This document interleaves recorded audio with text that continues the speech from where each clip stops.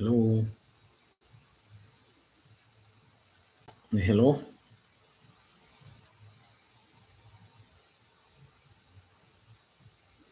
So let me hope you're getting me. I'm going to share my screen.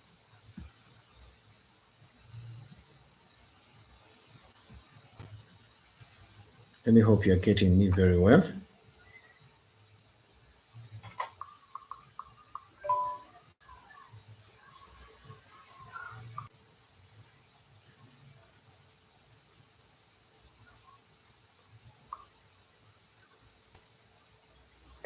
Let me hope you're getting me very well. So I'm going to start off. For new television.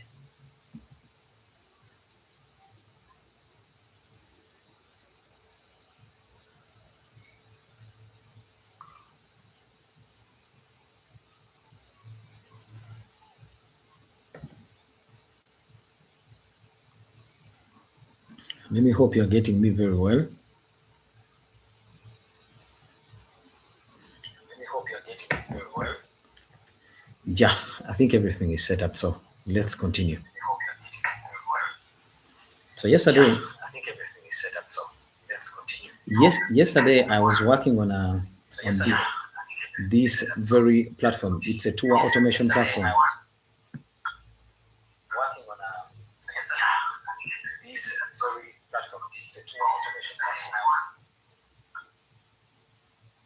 It's a tour automation platform, and by the looks of it, when you look at it, when you look at how it is set up to allow people to automate their operations when it comes to reaching out to tourists, creating itineraries for them, tracking their emails, the costings, also tracking the safaris that are in play, evaluating them, the reservations and the accommodations. So we had different tabs. This is the dashboard tab where we had to configure all of these elements, mostly to give us feedback on what has been done and what is being done in as far as each and everything that concerns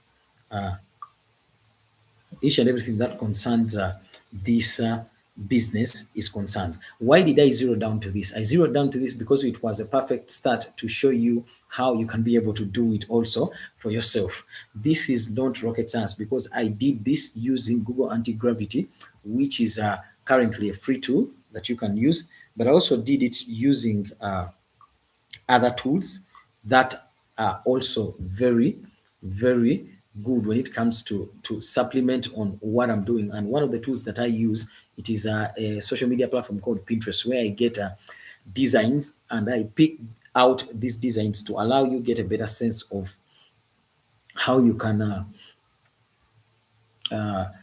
get a reference and then use that very reference to recreate the screen that you want. We also went to other screens. We went to other screens. I created the itinerary screen, which is also good. I created the itinerary screen, be in position to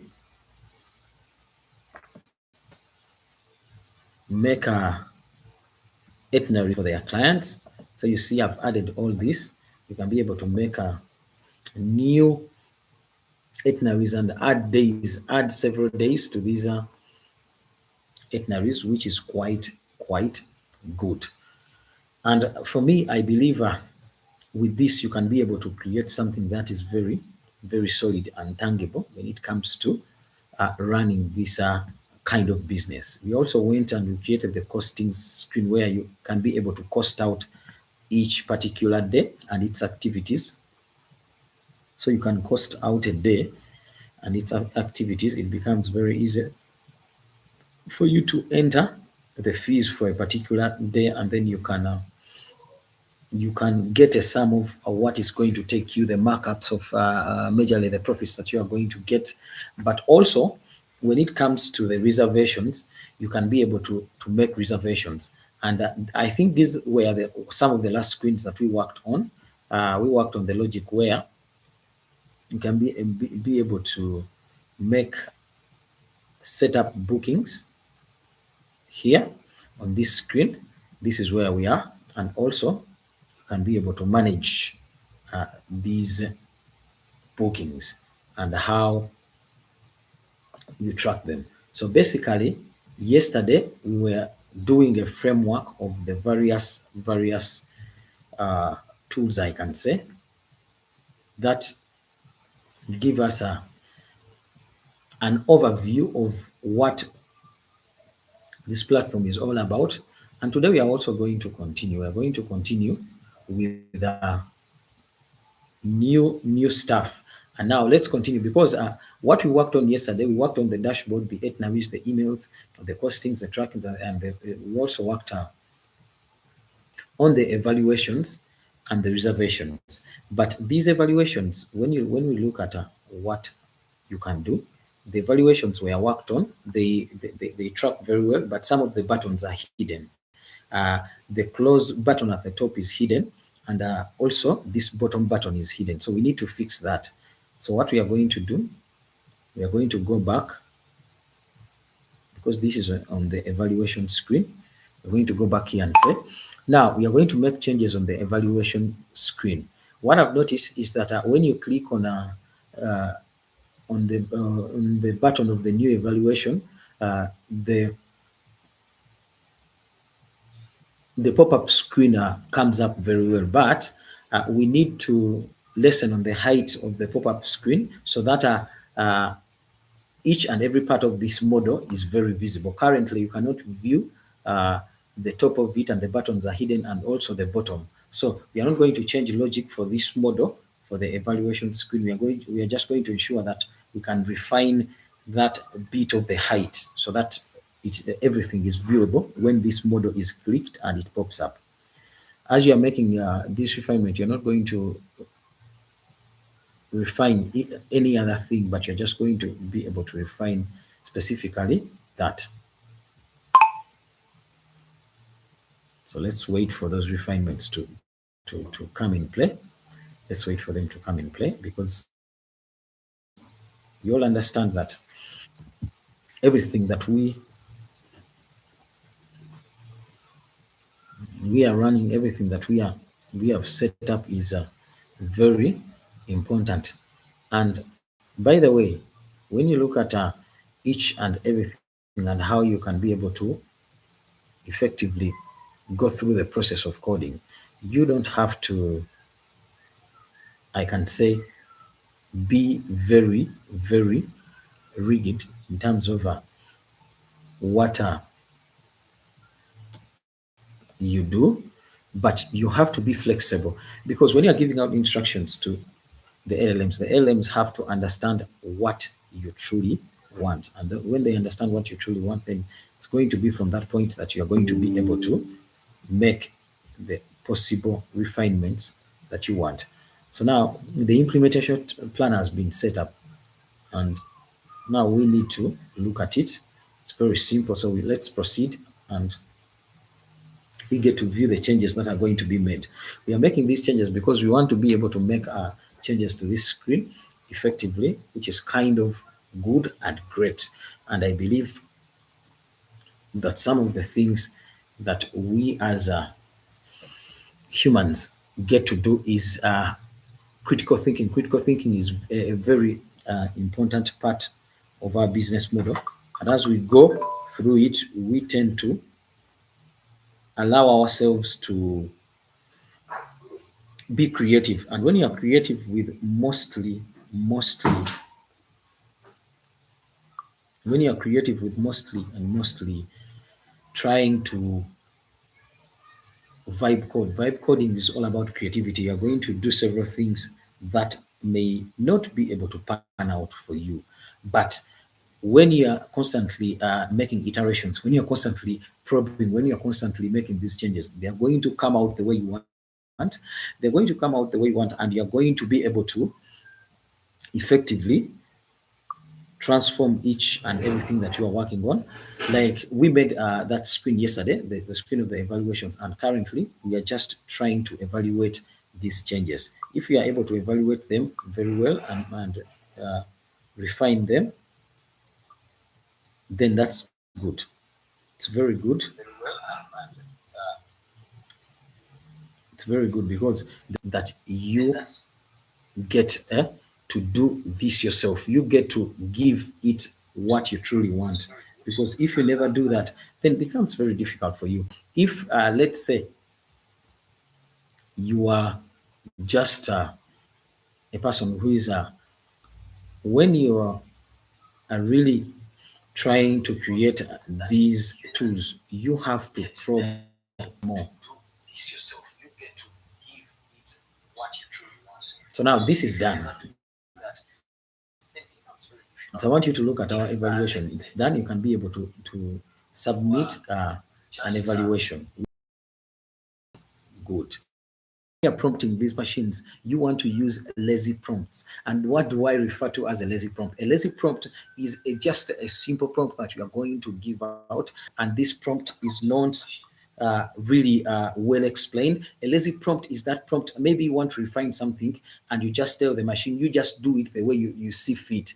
But the better approach would be that when you are giving out the prompt, you want to effectively tell the LLM that you're dealing, or the app builder that you're dealing it, what exactly that you want in terms of the functionality. When you tell it what you want in terms of the functionality, also you want to effectively uh, explain to it what you want that logic to do, the final result, how you would want the logic to function after it has completed. Then when it gets a wholesome sense of what you truly want, then it's going to give you do is to just keep explaining in details. I try as much as possible to explain the things in details, because when you explain them in details, then that gets you from a point where you're not just wasting credits, but you are trying to make candid changes to everything that you might be developing. Now, when you go here, we have the top performing. We don't have the low performing. The low performing has not been put there. The archived has not been also put there. So that means it is set out very well. Now let's go to this reservation board. This reservation board is fresh because we have the booking, this booking, new booking. So I'm going to try and enter this and see if the functionalities for this entry is working very well. So I'm going to say,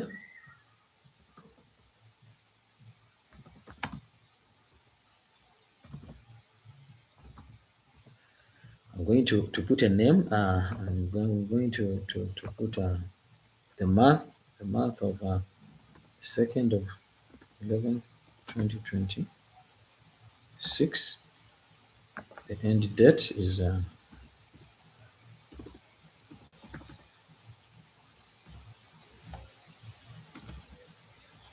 2026.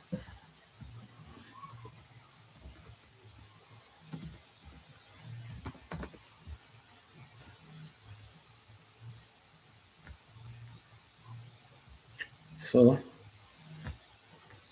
I'm just going to input information. So I've noticed when it comes to the booking tab, I cannot be able to scroll below because I've input the details, but I can't be able to scroll below. So I'm going to go back here. I'm going to go back. Now, what I'm going to do now, we are going to make changes when it comes to the when it comes to the pop-up screen for entering the bookings on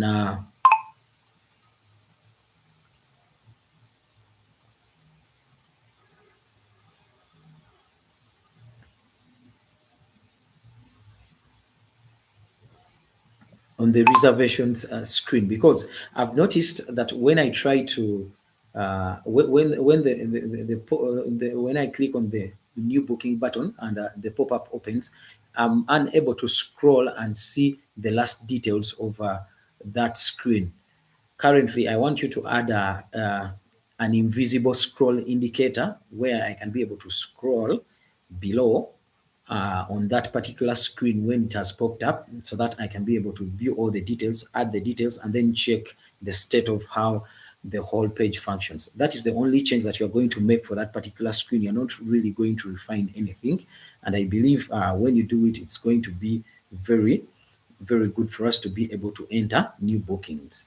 So as a senior engineer, approach it and do not tamper with any other logic that is not related to the instruction that I'm giving you currently.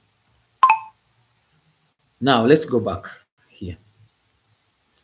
Let's go back here. So this is a screen that we are trying to refine. Currently, you see I can't scroll. When I scroll, yes, below it is scrollable, which is fine.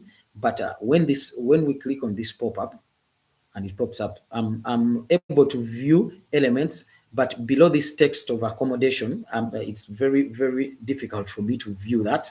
And what I want is to be able to view that effectively, to view it, and so that everything works out very well. Now we've received the implementation plan. Let me look at it. So this is what we have in terms of the implementation plan. So I feel it's okay. So it's going to just make some modifications when it comes to how it is displayed and ensure that we can scroll. So let's proceed. Let's proceed and see the changes that we are going to receive for that. Mind you, the way I get to do it is that I try as much as possible to make these explanations candid, because when you don't make the explanations candid, it's going to be very, very difficult for you to get the output that you want. Remember, one of the things that is very difficult that anyone can face, it is you not explaining very well when you're making refinements, and that it takes time, because that means when you don't explain well, you are going to make many iterations. It's going to take up time. It's going to take up. I use these systems as my personal assistants when I'm coding. I enjoy the process, but in the enjoyment to one shot the whole platform, because that would be crazy. The tools that we work route.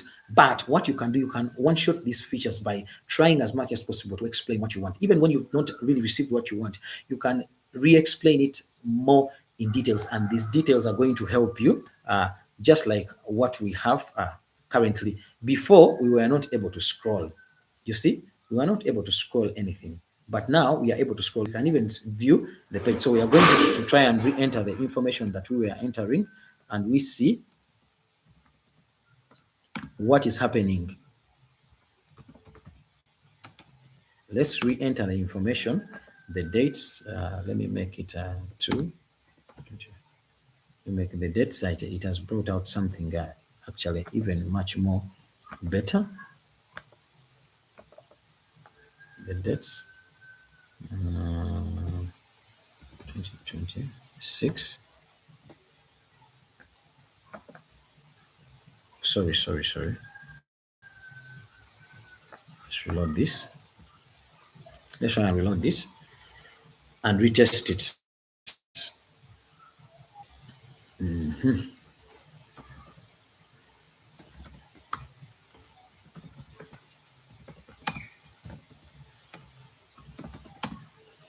Okay.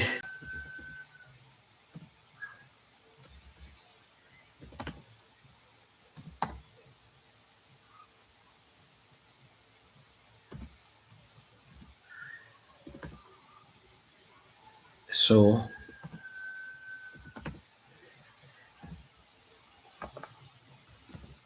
we are going to enter this information and see. Okay. Paid half.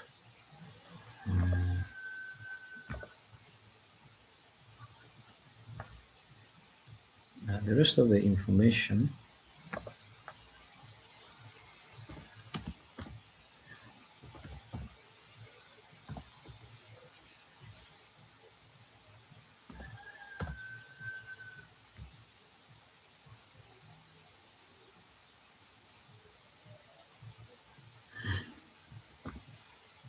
So you're going to say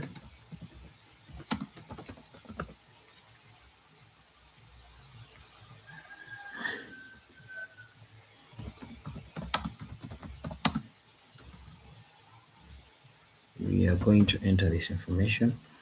And then after,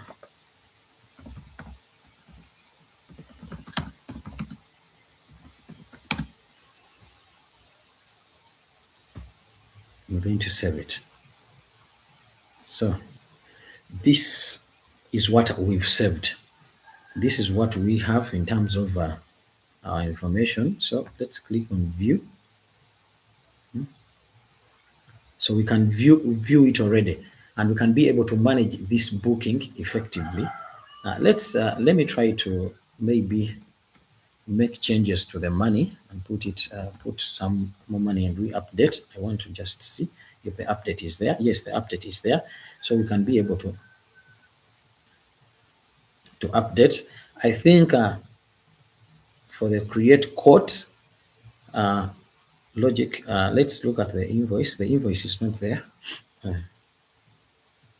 We are going to fix the logic for producing the invoice, so that the invoices are created directly from our tool. But also we are going to fix the logic to,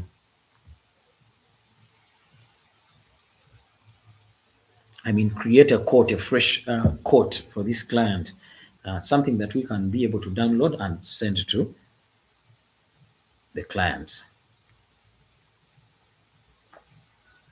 So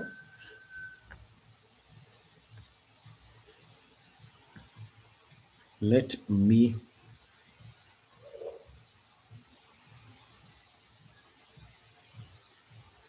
go here. I'm going to confirm this. So now what you are going to do currently, we are going to fix the logic for creating code. Currently, when you click on create code, nothing happens. We are going to fix this so that we can be able, when we click on this, we can be able to have a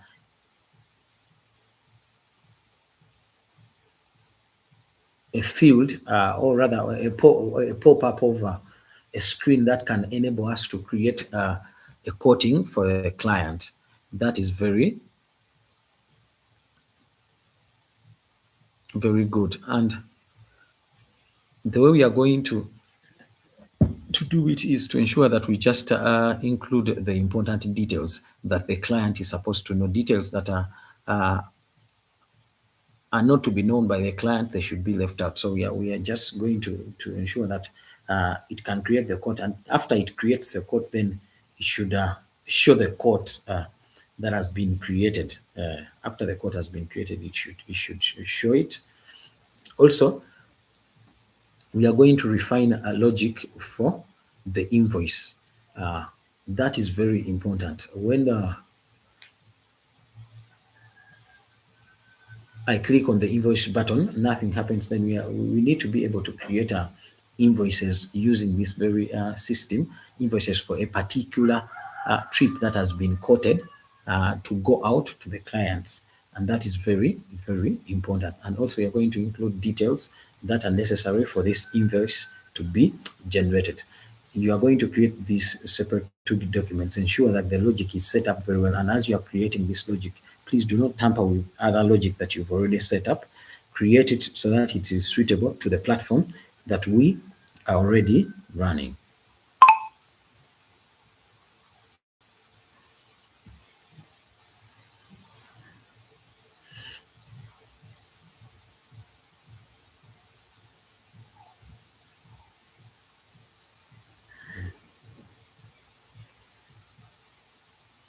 So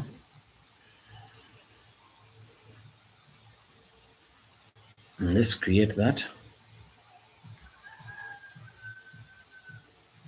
Let's create that. Meanwhile, we can get some.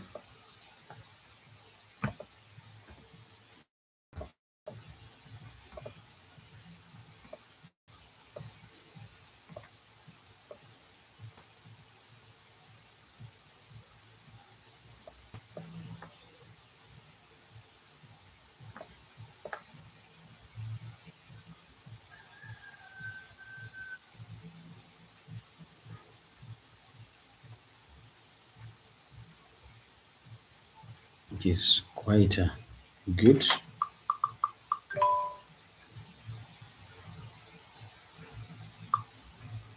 These machines, you want to use lazy prompts. And what do I refer to as a lazy prompt? A lazy prompt is just a simple prompt that you are going to give out, and this prompt is not really well explained. A lazy prompt is that prompt, maybe you want to find something, and you just tell the machine, you just do it the way you see fit. But the better approach would be that when you are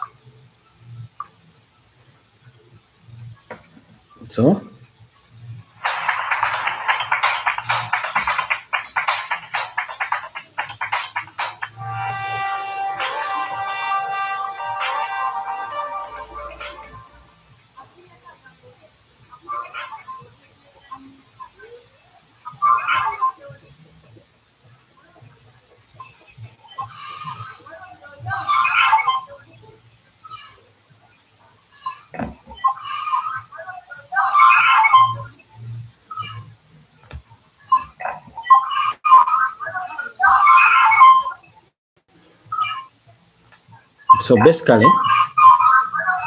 this is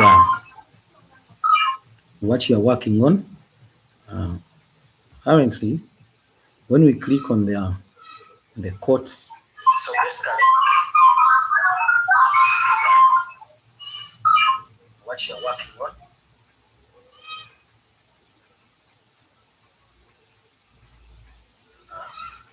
Currently, when we click on the quotes, so basically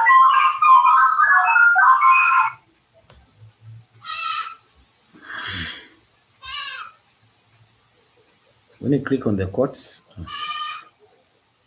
they are not working.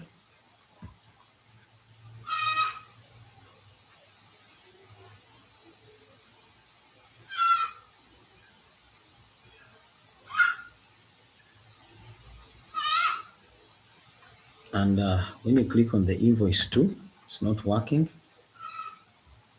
So we are going to proceed to make changes to that so that it works effectively.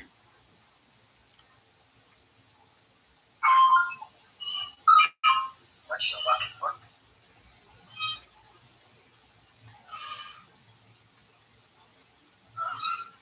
Currently, when we click on the quotes, so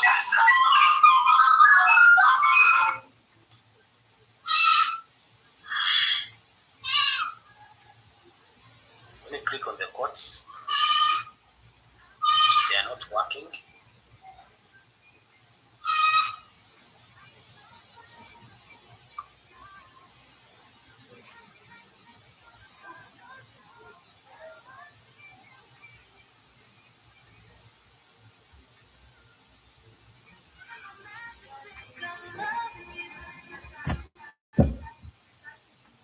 Taught me how to take a breath when the world felt like it was closing in.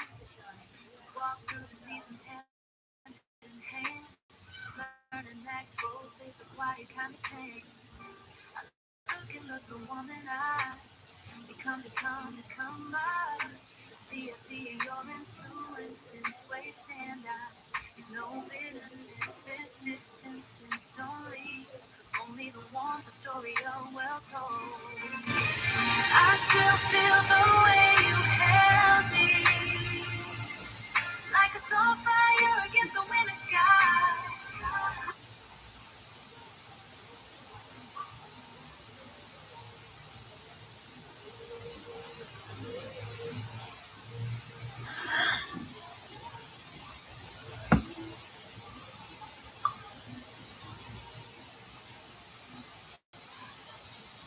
That's so that it works effectively.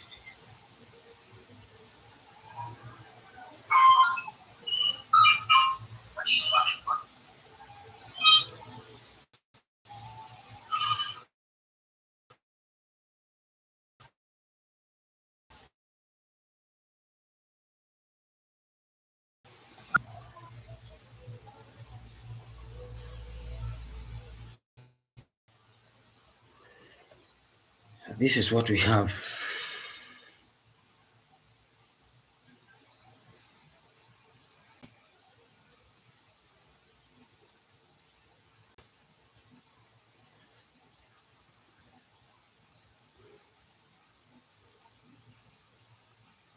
So this is what we have. Let me try to view this. So that means we can be able to quote these safaris right from here, which is quite interesting for me because I mean, we were not able to do this earlier, and the changes that we've just made, they have allowed us to have that.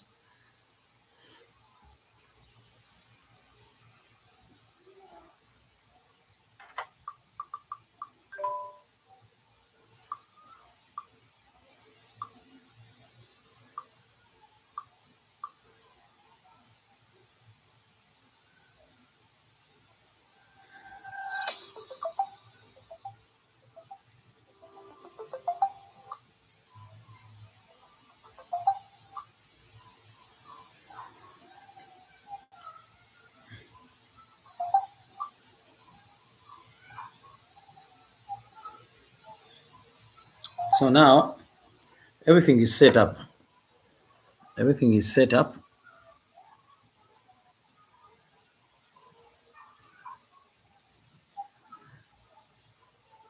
So now everything is set up. Everything is set up.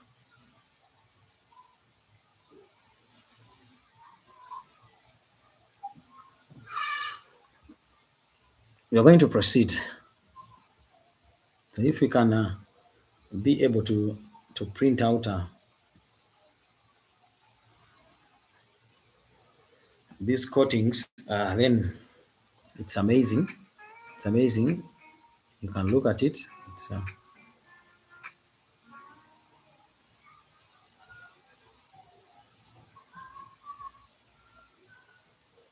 I can see it's showing 3 pages on the printout. It should be able to just show a single page when it comes to the printout. Also, let's go to the invoice.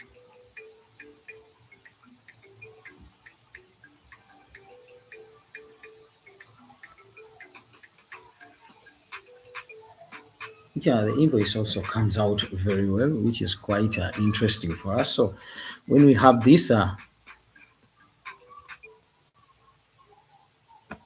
I can say it's good. Let's go back. Now, what you are going to do, we are going to ensure that you fix, I want you to fix the printouts. When I checked on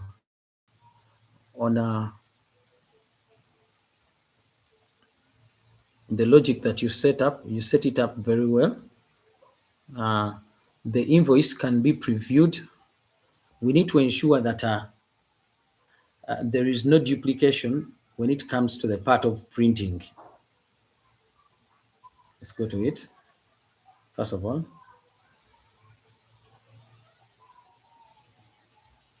showing 3 pages. I want you to also go to the quote.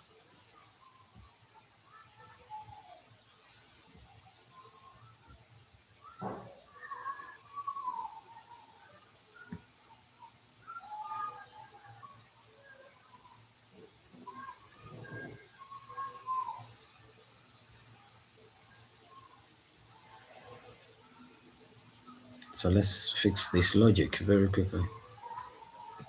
Now, what you're going to do, I want you to ensure that when it comes to the printout for the for the quoting or the quoted prices, and also for the printout of printout of the invoice.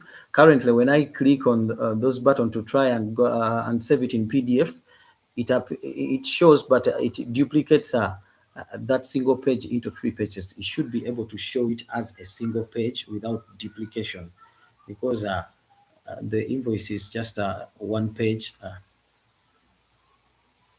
and I believe it should only show the elements that are there, unless if the invoice has very many elements. But if they are fitting on 1 page, which is appearing as the PDF preview, then we should also be able to just get 1 page instead of having it being these pages being duplicated. Can you fix that element of our logic and ensure the other logic that you've already set up is left as it is?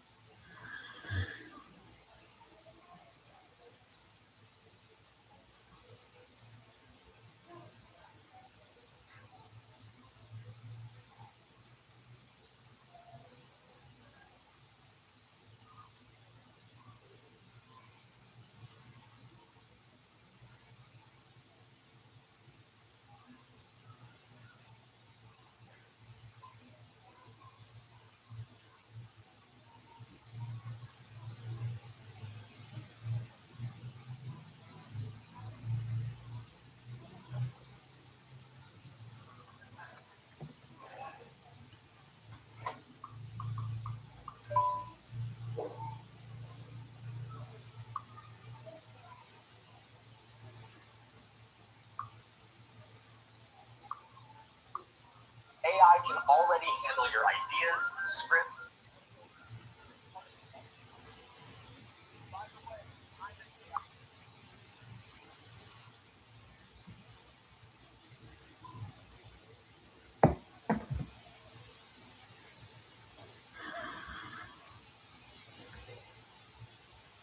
So let's proceed because the implementation plan has been already set out.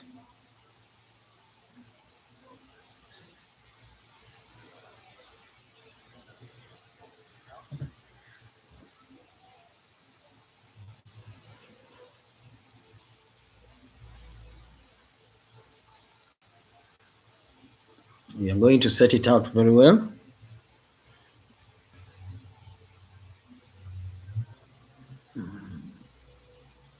Because now, when you're working with these mostly, when you're making refinements, I believe for each and every refinement that you make, it takes up credits. And now for details, you have to make those details much more candid, because that lessens the process. It is what I do. It is what I do when I'm coding mostly. And I end up getting beautiful designs at the same time getting the functionality. Remember, uh, the designs itself or the visual outlook of any platform is very different from what you get in the back end. What you get in the back end is something different. It is not exactly what you get in the front end. And for that, I normally try to give as much explanations as possible.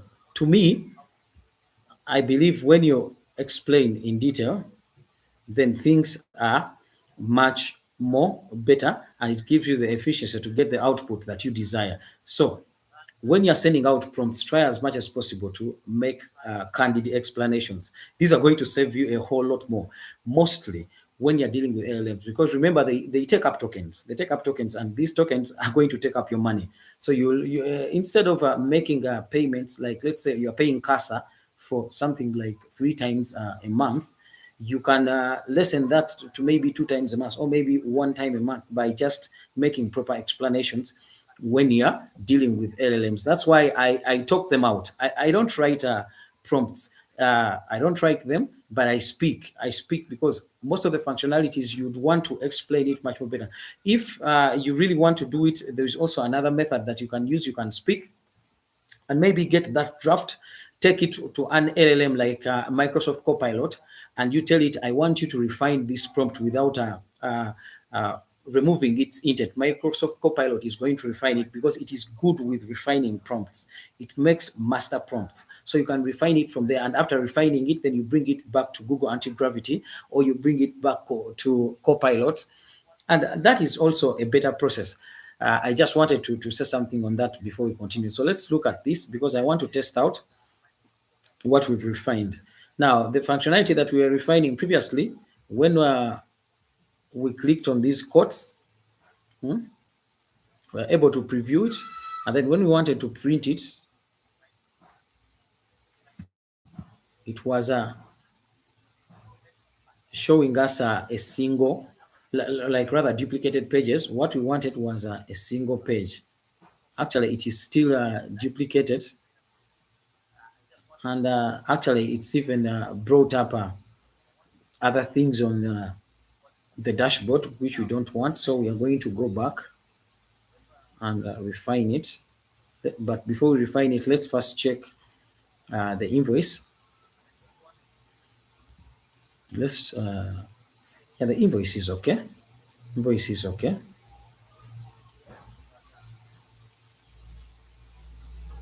Mm, when you are trying to print, I mean, it's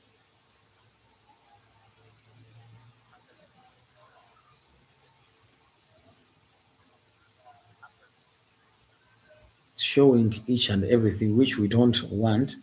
So let me go back here and make some changes.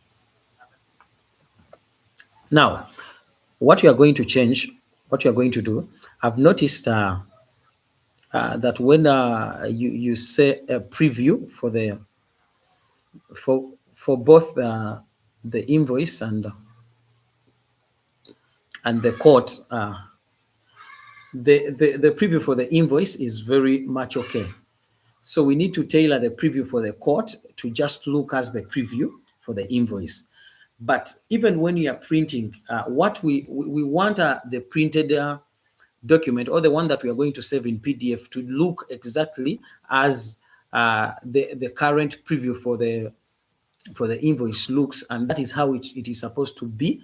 It is supposed to be the very same logic for the preview of the quote and the printout. Currently, when you view the printout is even bringing up the elements on the screen that is below, which is not the pop-up screen, but it's also bringing up elements that are on the sidebar, which is not what we want. We want to print out that exact previewed quote or the previewed invoice, not all the elements for that specific screen. So what we are going to print out is the pop-up. So that means what we see in the preview, it is what is going to appear exactly in what we see in the preview is what is going to appear exactly in our it is what is appearing exactly uh, in our PDF printout. We want that printout to be used so that users who use this platform can be able to effectively see these previews and print them out and send them to clients. So please make this refinement based on the explanation that I've given you. Do not tamper with any other logic, but ensure that the code adapts the preview for the invoice, the exact style of the preview for the invoice, and that is what should be we are able to see when it comes to the printout PDFs that we are going to save.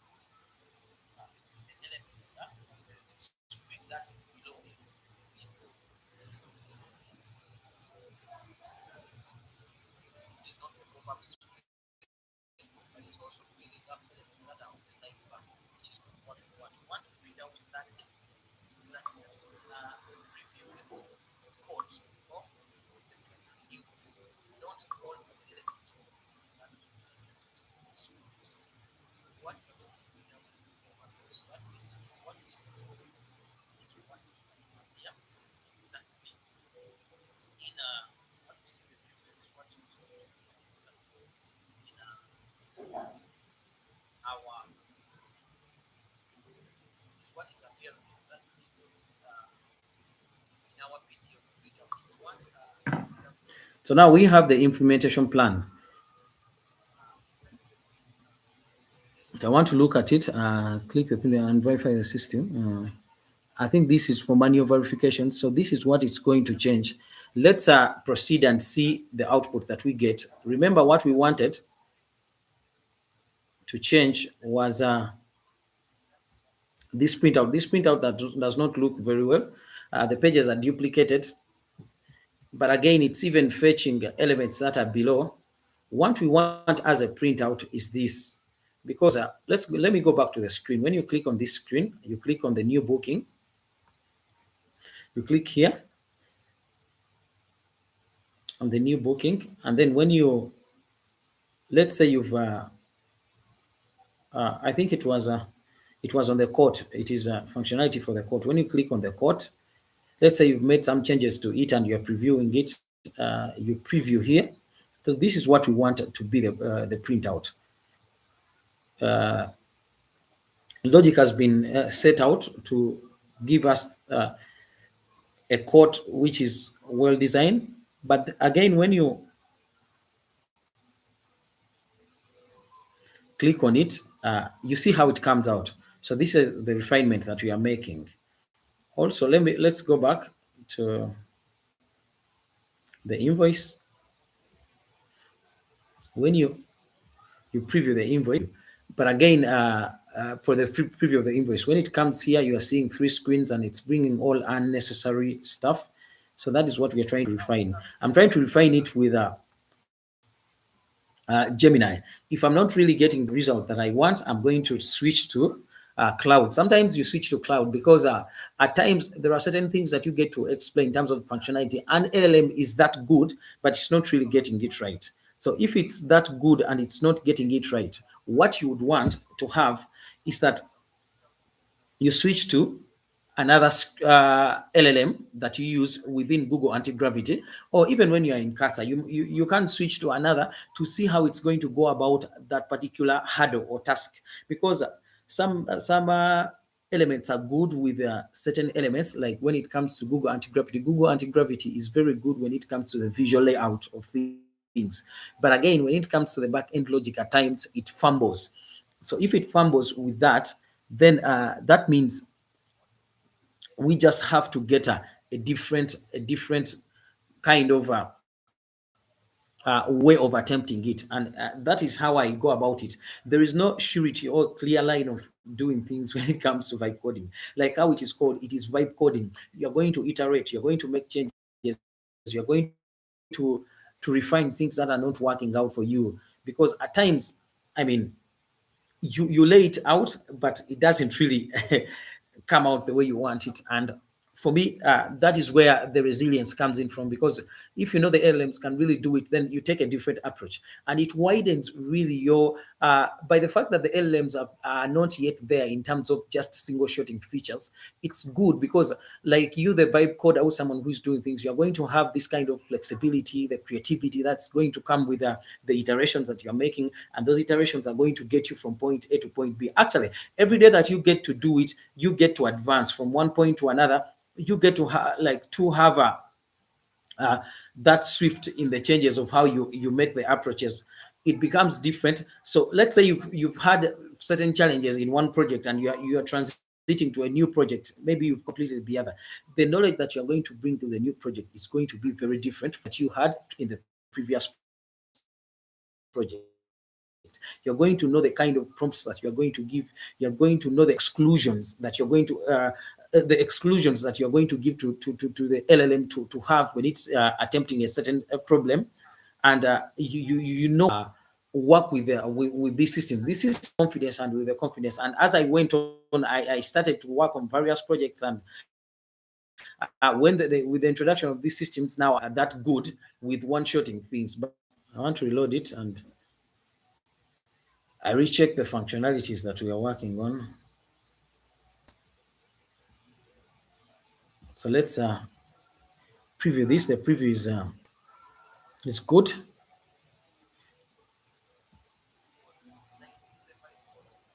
The preview is good.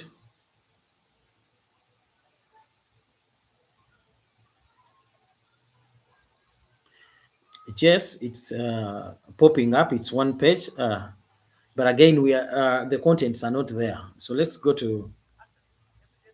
Let's check. This was the quote. Let's check the invoice.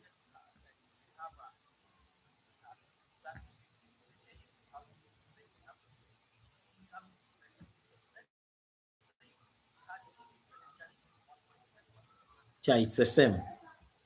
Let's go back. Now, what you are going to have, you've made refinements, but I noticed that when we click on the print in PDF, uh, what appears is a single blank page. That means the elements are not really transferred to the printable version of the PDF.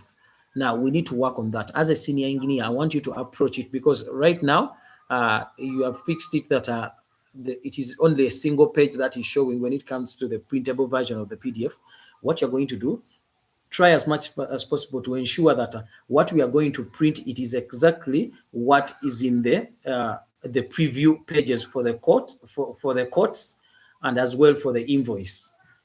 Work on it as a senior engineer and try as much as possible to fix this in a much more better way.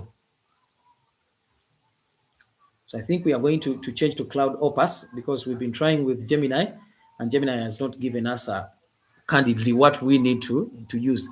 So let's go to Cloud Opus. Cloud Opus is much more likely to give us what we want.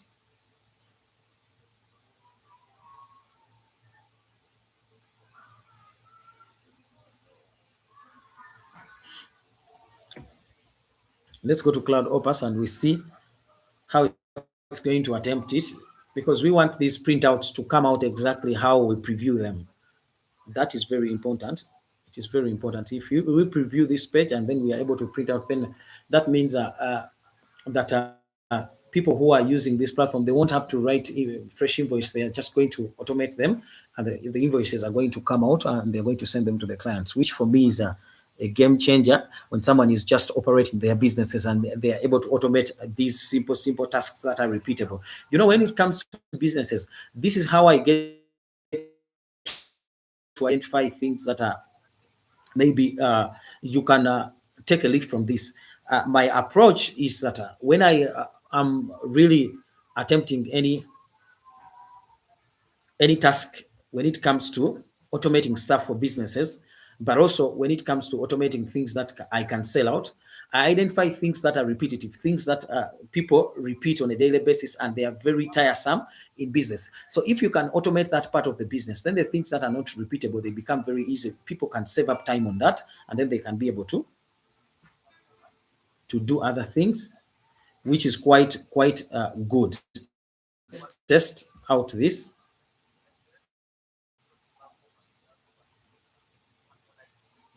Still not showing us. Let's reload it.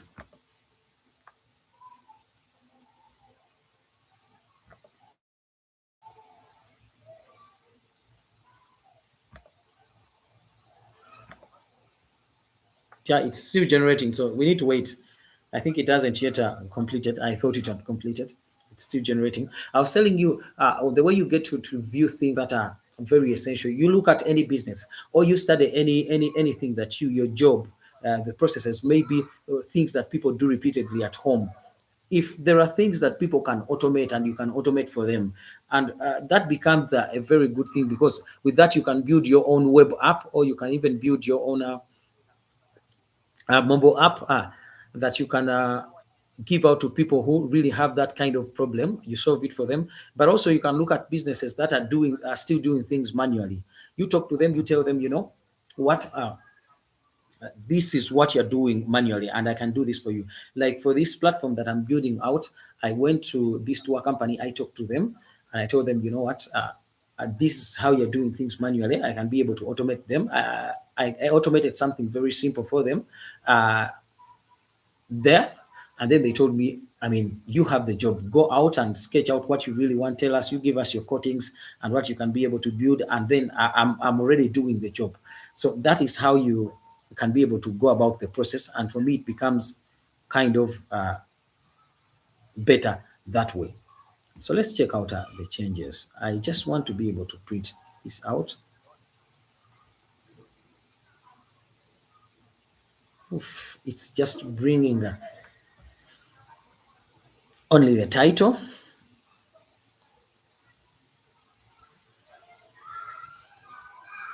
It's just bringing the title, and again, it has placed it on 3 pages. Let's refine.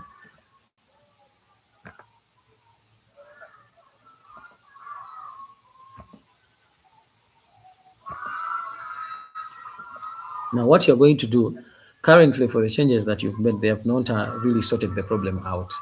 I want you to look at, so I think I already have a reference for the printouts. Let's go to these itineraries. I have some logic here.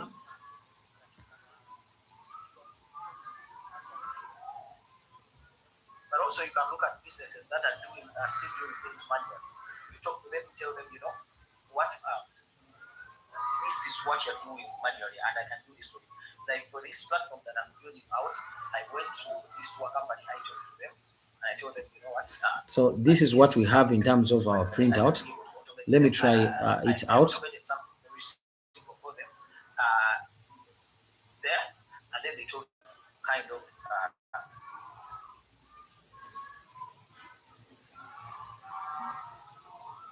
better that way. So let's check out.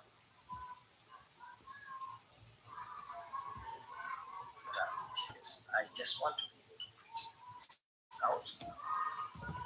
Let me test this and see. It's just bringing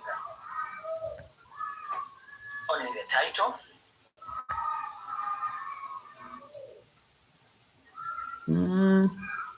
They are blank.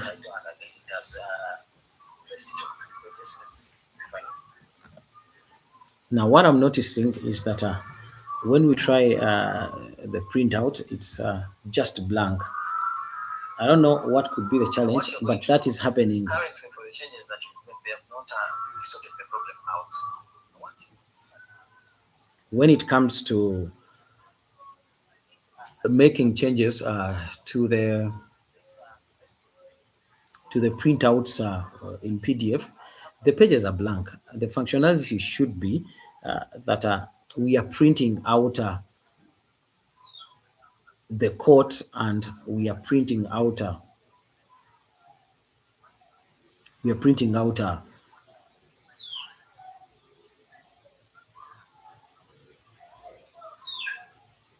the invoice.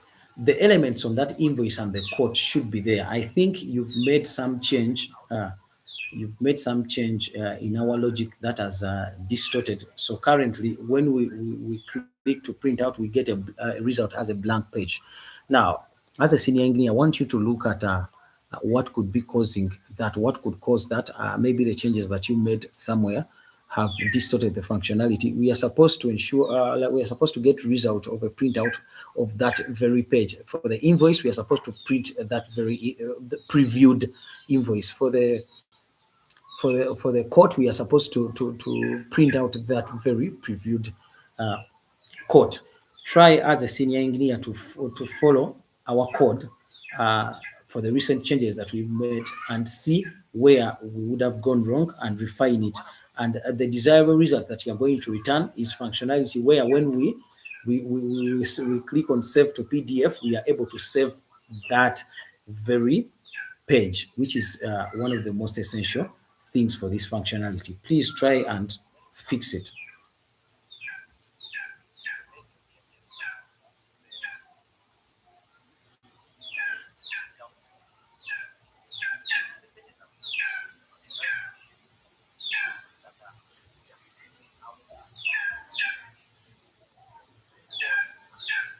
So I'm waiting for it to make the changes because I'm just seeing a blank page when it comes to the printable elements.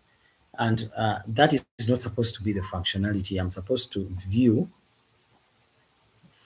all elements effectively well. So what I want is to ensure that each and everything is set out well, viewable.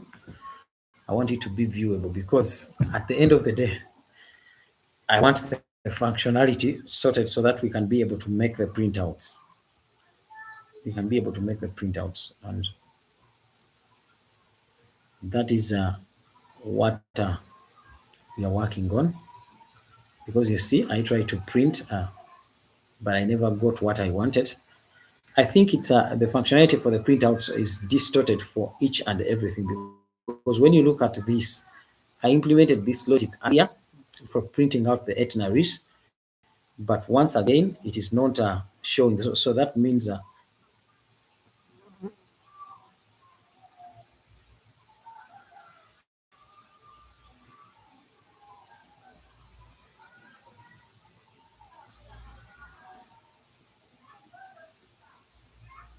so I'm going to add some. So thank you so much for the preliminary implementation plan. Now, what I've noticed is that currently, even when I try to export the itinerary to PDF, which functionality worked earlier, it is not. It is also showing a blank page. So I think this is a. It could be a problem that is universal to all the PDFs that are being printed in the platform, which I need you to sort. I need you to add functionality to ensure that uh, this functionality applies to, first of all, the logic for making printouts PDF, mostly for the itineraries that are being printed out, but also it should be the same logic for the invoice and the quotings. Because when I try to also try maybe with the itinerary, it returned the very same kind of fault with blank pages. So add this to the implementation plan before we fully execute out this functionality, because that is going to give us a broad picture of, first of all, trying to verify where the problem is coming from our code base. So we are going to review the code base, should add a request to review the code base and mostly the functionality for the printouts, find out where the problem is universally and solve it, so that for all the subsequent functionalities for printing out, they refer to a single logic that can be able to capture these printouts very well to come out and be able to be visible in the same way as the previews. This is very important.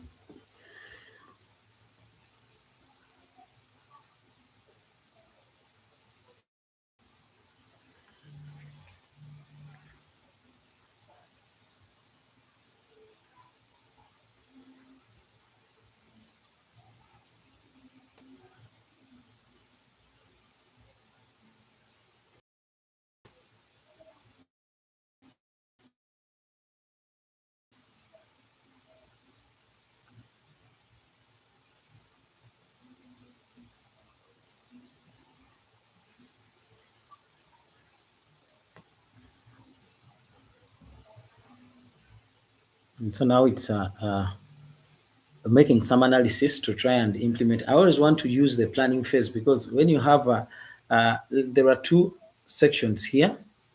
There is the planning and the first phase. The first phase doesn't really give me the output that I want, because when I switch it on, it doesn't it doesn't really lay out a plan. I always want to see the plan of what it's going to do, and from that perspective, I can be able to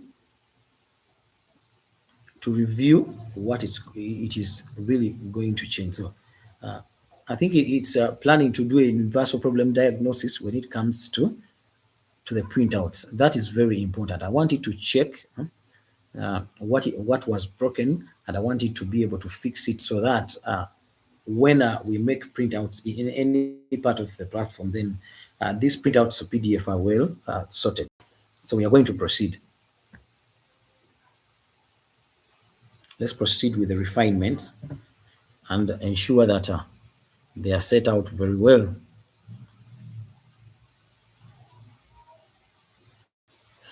Let's look at the refinements, and so that they are set out very well.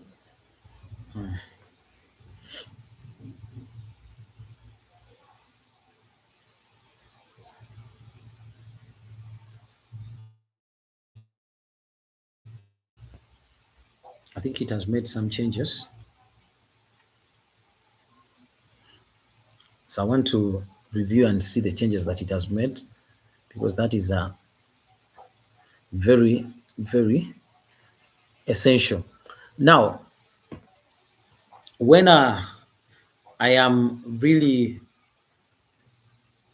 making refinements, at times you get stuck in a way that the tools don't give you the responses that you want in one shot. But the thing is that you're going to keep on prompting. You're going to keep on prompting. And for me, the prompting part of it, it is the most tiresome part of vibe coding, but it's the most richly rewarding. You know, for everything that you truly want, there it is going to be very hard for you to to receive it on a silver platter. You're going to work for it. But when it comes to making iterations, that is like your daily bread. When it comes to vibe coding, you're going to make iterations.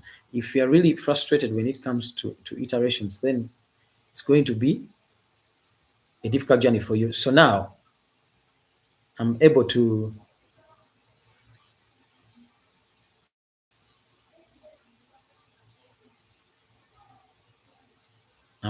view this, which earlier I wasn't able to view. I'm able to view this. I'm going to try and print it. I'm going to call it itinerary, because I have many saved like that, so that I can review it. So this is how it looks, exactly like how it was. So if you are able to have this, then I'm going to also go and check out.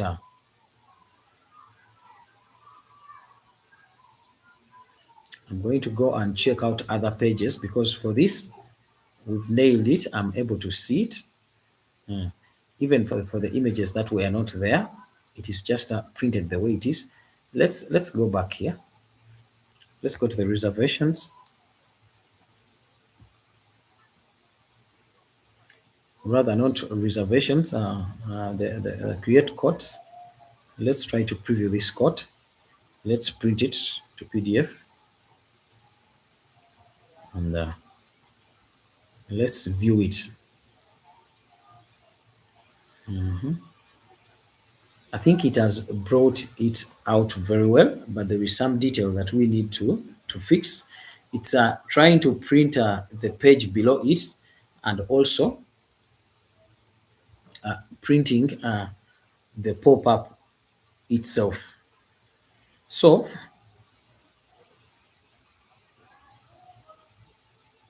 and that makes it show 3 pages. The elements are visible, but not the way we want it. I'm going to, let me go here, back to the itineraries. I want to see something before I make any refinement.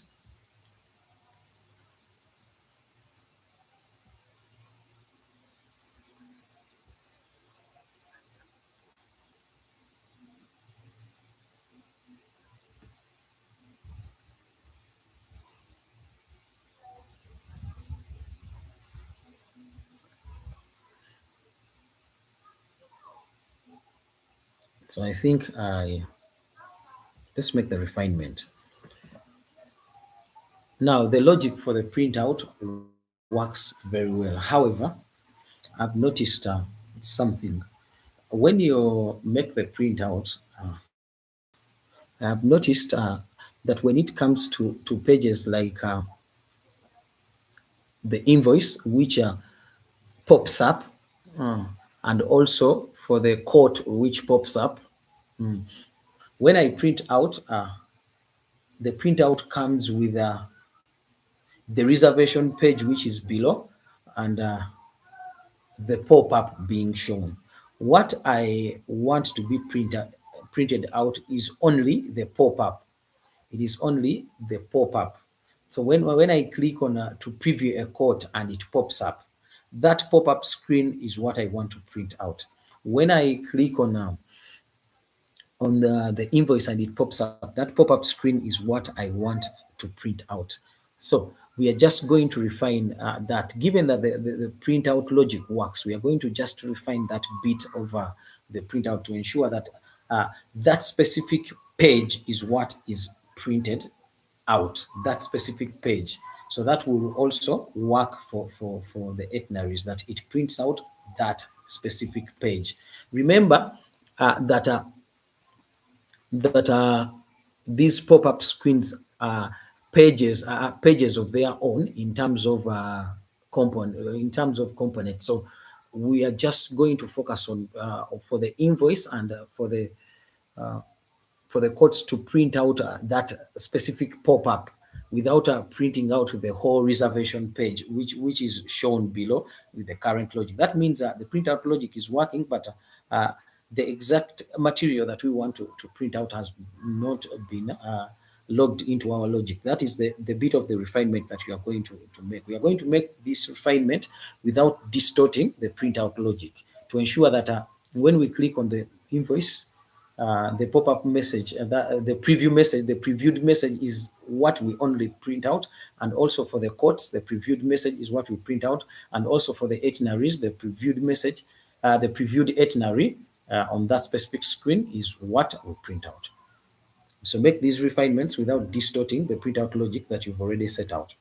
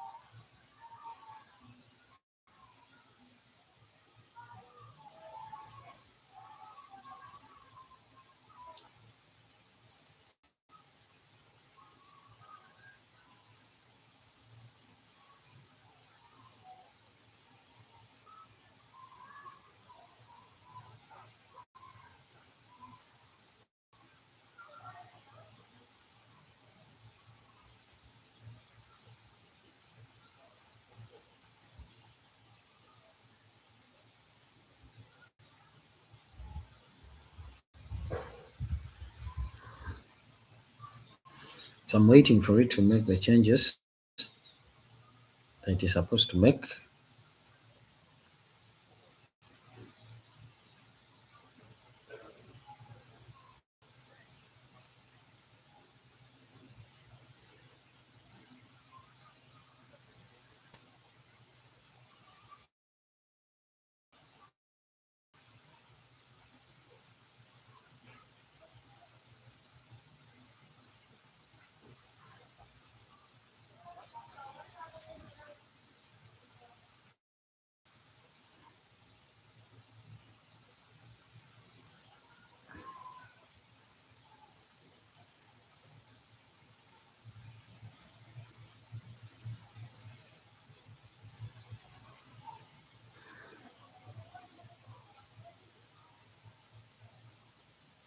And so let's wait for these changes to pan out and we see.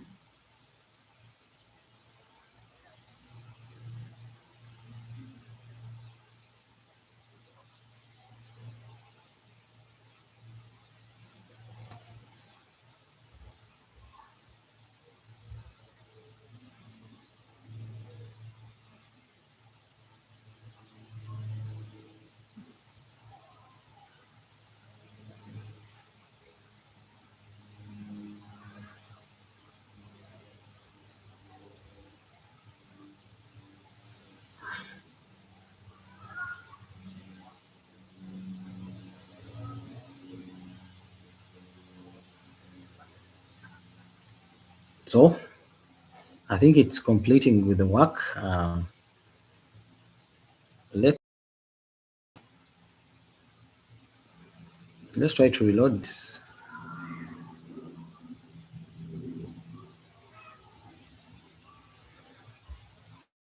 Well, before we proceed, we have an issue. We have an issue. I think let's first sort this out. I'm going to copy this.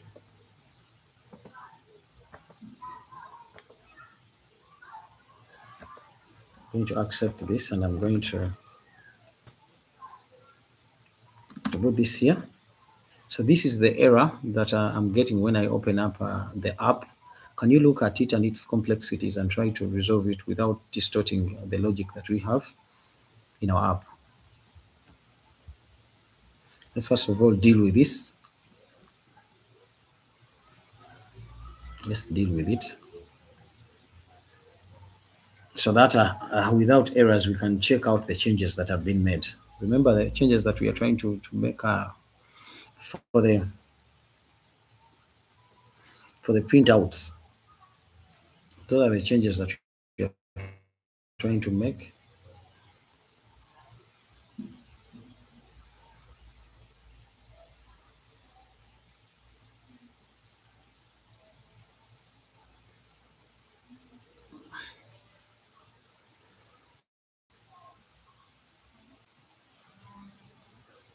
It will be sorted. I will be able to see it here. We have it, but I think it's going to distort us to get whatever we want exactly. So I want it to sort it out. But meanwhile, it's taking up time. Let me try to preview what was made in terms of the changes.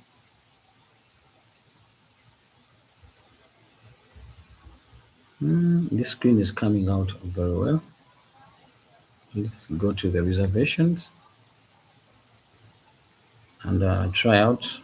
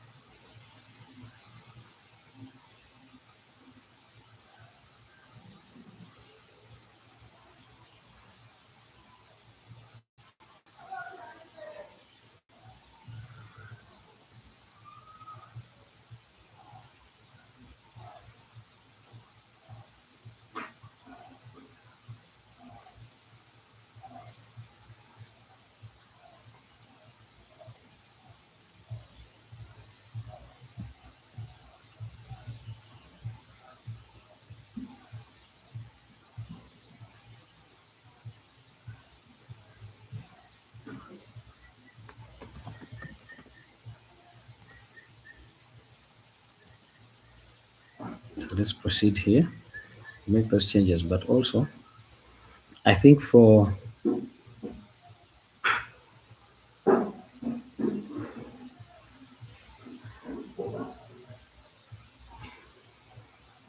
the itineraries, they're okay. But for the courts, I've previewed the court. It's still blank. And again, we had fixed it.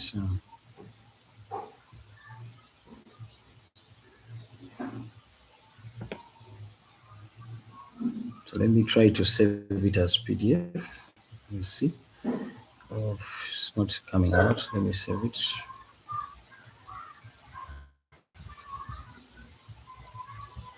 Still, same problem. Same problem. Okay, we are going to sort it out.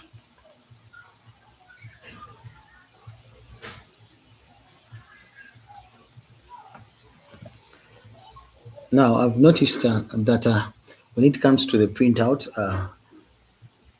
for the itineraries, it is just fine. But specifically for the invoices and the quotes, it is still showing a blank space. This is kind of troublesome because we need to sort out this logic to ensure that these screens display the they get to display the screen like the pop-up screen as it is, because now when you look at the pop-up screen, it's very laid out in F4 format.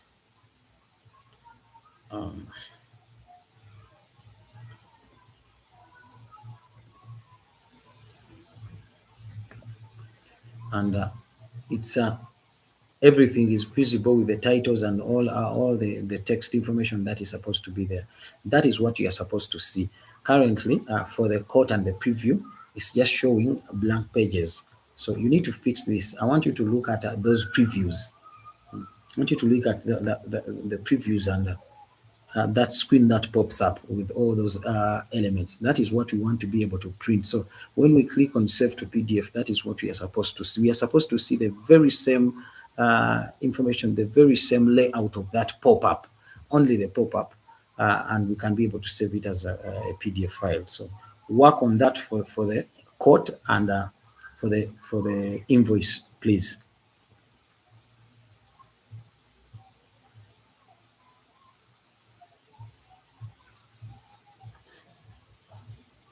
So I'm going to wait out and view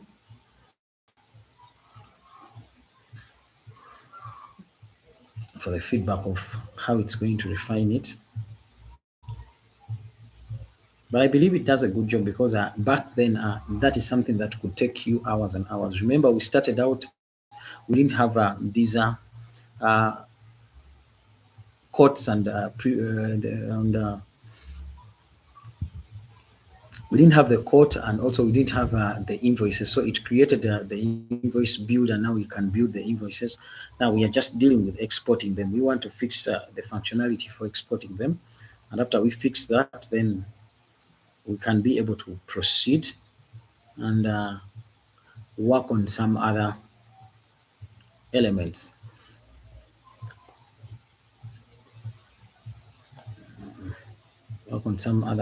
of our app, which is quite interesting.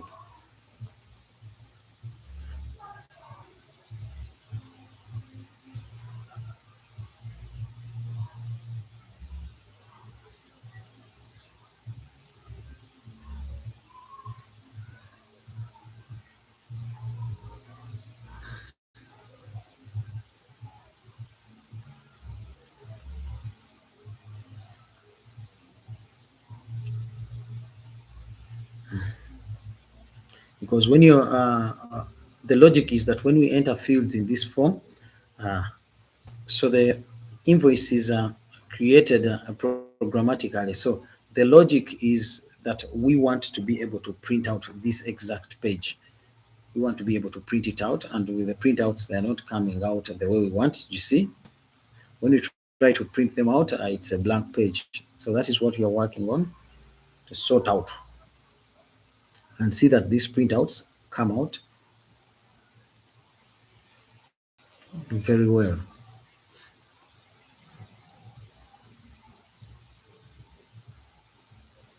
I think it has completed.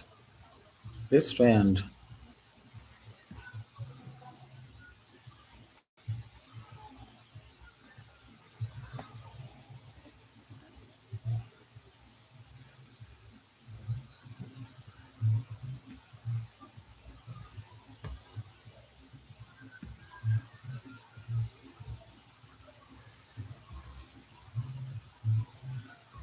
still the same.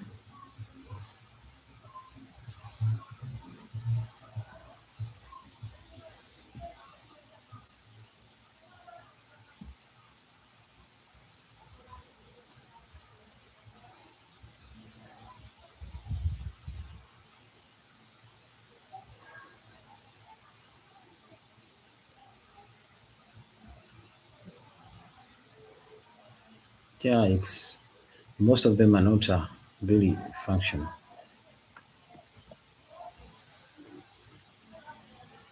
I think we are. I'm just going to bring this same instruction. I'm not going to change it.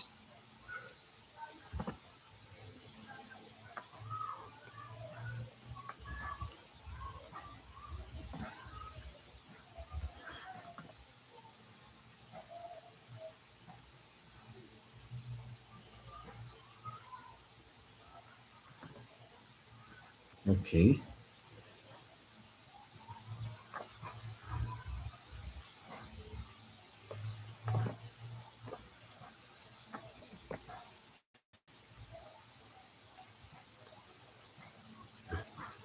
Let's undo these changes. I try it with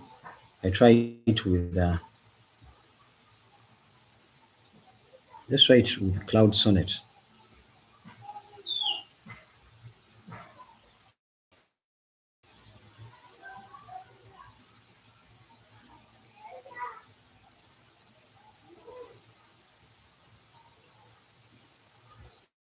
I'm not any model. I don't know whether it will be able to deal with this functionality. So I've tried a lower kind of version.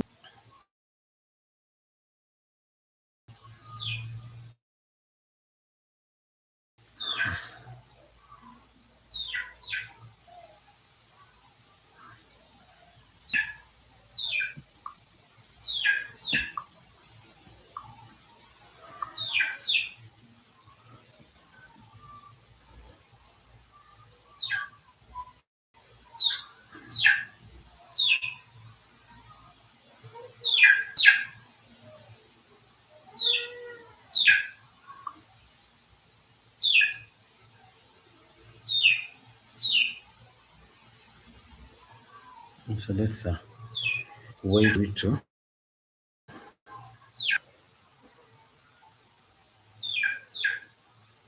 because I think it's implementing the JavaScript based print approach.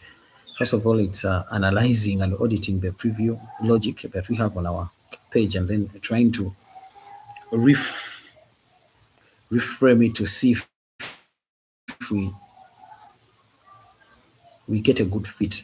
I normally use concurrent models because at times the functionalities are very challenging, and you have to switch to another model, which becomes challenging. But I feel like we and make these implementations.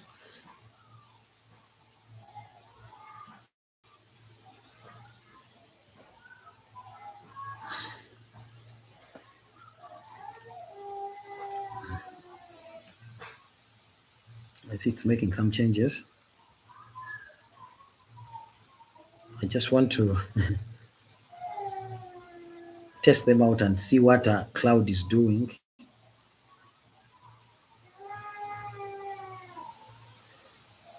So let's see. Let's see.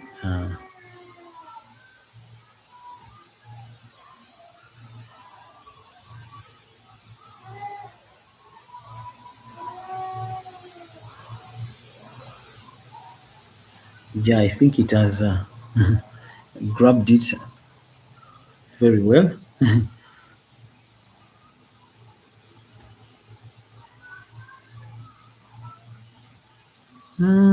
It's making the printout. It's making the printout, which is quite amazing. Let me try to print this out. Let me try to print this out.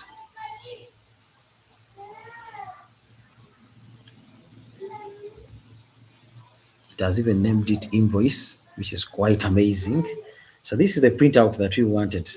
We wanted this printout to be made exactly like the way it is, which is a very good functionality practice. Now that we've dealt with that, as you've seen, this has been a functionality that I've taken time on to repront and repront. So you are always going to have difficulties when it comes to these functionalities. Sometimes the models don't work very well, but I know if Google Gemini is not working very well for a certain model, you switch to another model. If it's not working well, you switch to Cloud, the lower model, or even Cloud, the newest model, which is Opus. You try to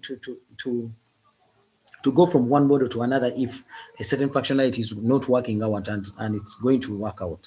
So I think we should continue. Let's continue with other functionalities. Let me, this was for the invoice. Let me try to go for to the court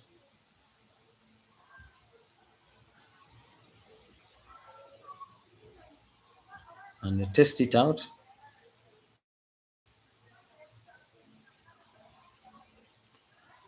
Yeah, even the court is working out very well.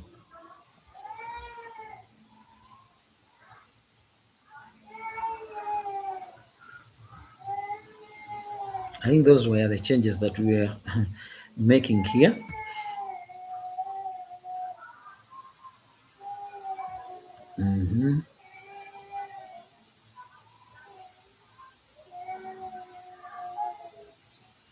Now, for the evaluations, those changes, we made them.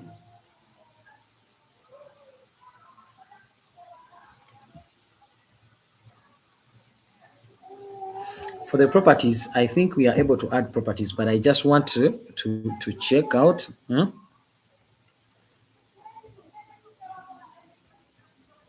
check it out and see if functionality works well.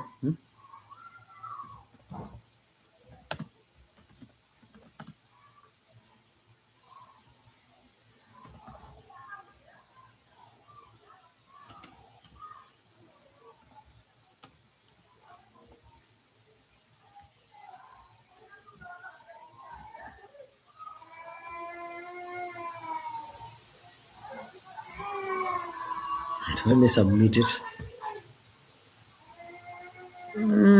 I've submitted it, and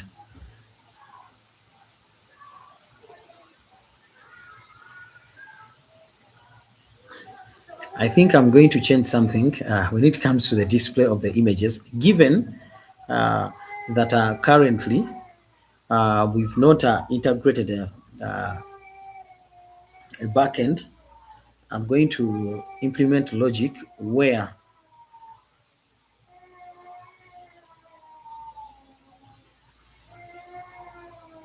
when it comes to the image, someone can select images from our images folder, just from that specific folder. So let me work on this logic.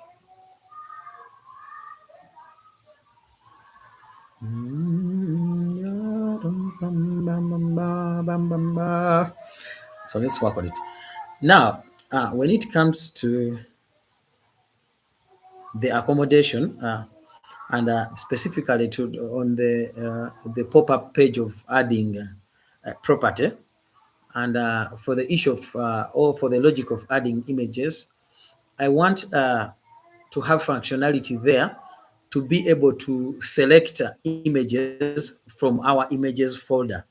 So that means users can add images to that specific folder, and then they are going to be selectable. We are only selecting from that folder because we don't want them to be able to go and select from other folders that could be take them time and distort their view as they're working with this platform. So it's going to be configured and hardwired to select images from that specific folder, so that when they are selected and added, then when we view this entry in terms of the an accommodation listing, it comes with that image.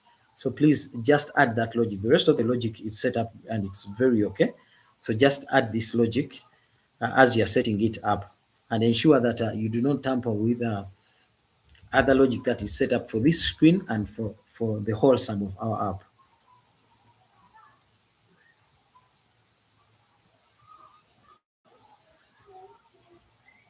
So I'm trying to refine it because currently when we went here, and I tried to add this entry. When I added this entry, the entry itself is not showing the image. So I want to add that logic. Also, the other thing that I've noticed is that when I reload, the elements are not there. So I'm also going to work on that so that the listings are stored effectively, so that even when you reload, you can be able to view that listing that was added. I'm working with mostly the local storage. I'm building this and I'm working with the local storage. And after everything is completed, I'm just going to remove the local storage and revamp everything so that we connect it to Firebase later in the later stages. But I first of all wanted to view the functionality of how it works, set it out because for other text related information, and for the images, we are going to use Firebase storage, which are all a one in uh, a full package or a three in one that you can use. Base is going to be integrated into anti-gravity, where you will be able to just manually connect your app rather programmatically connect your app to Firebase, which is even going to be much more better. And I believe they're working on that functionality because that gets them ahead, and many people will be able to store information with their cloud, and that means more money. So I believe in the future, such functionalities are going to work out very well.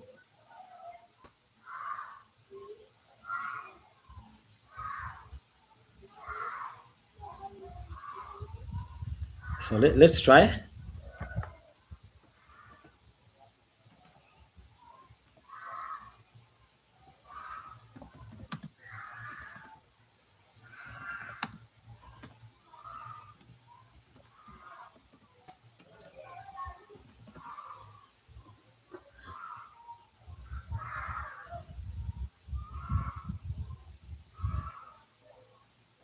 So currently it's set up.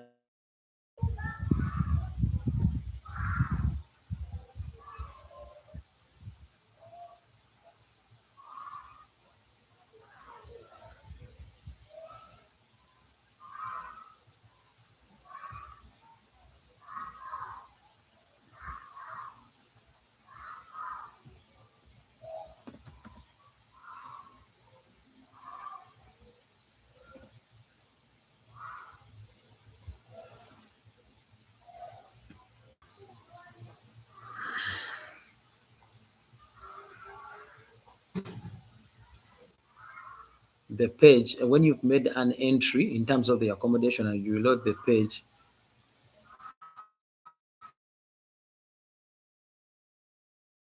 just the listing is not stored. So we need to ensure that the listings that are listed are stored permanently with the local storage. So can we fix that part of the logic to ensure that they are stored there permanently?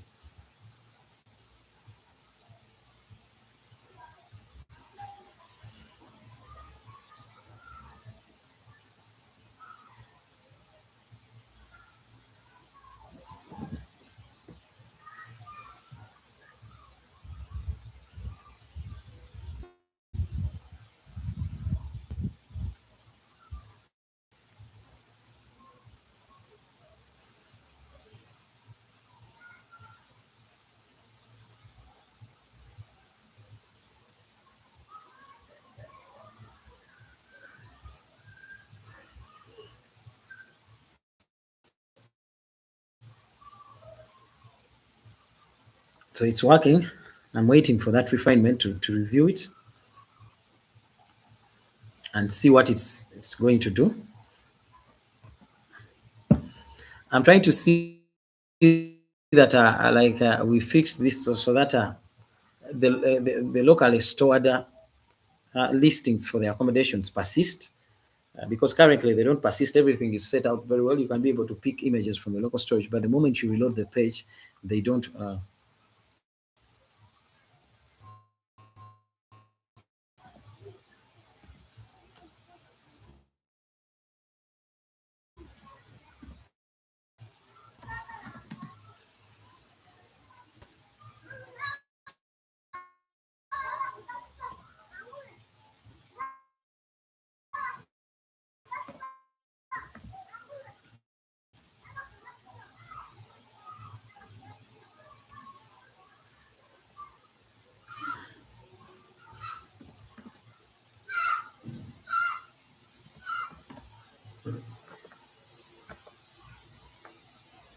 So let me select the image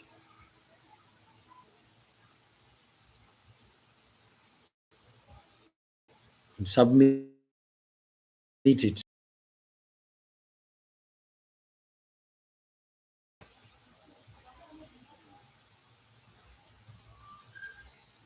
So here it is, Quasi Lodge.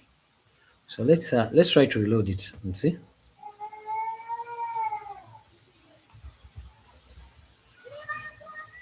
Yeah, it persists. So this is what was our entry. It persists.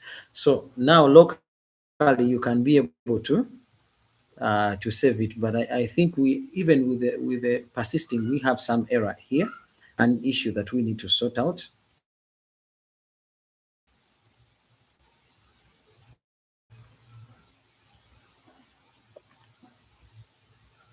Wow, it has closed. Let me.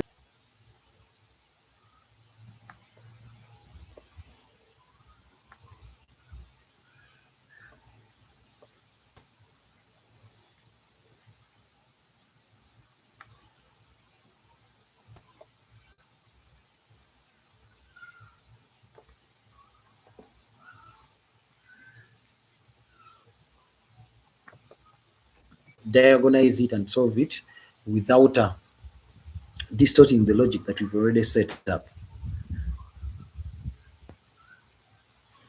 So let's try to fix it.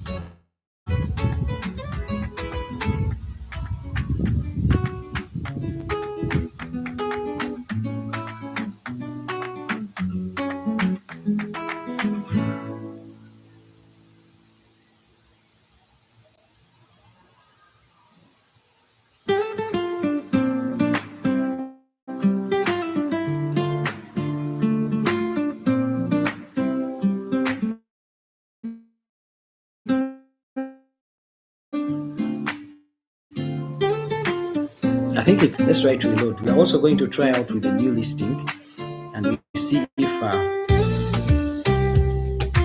it persists very well. Yeah, it's persistent. So let's new listing so that we verify.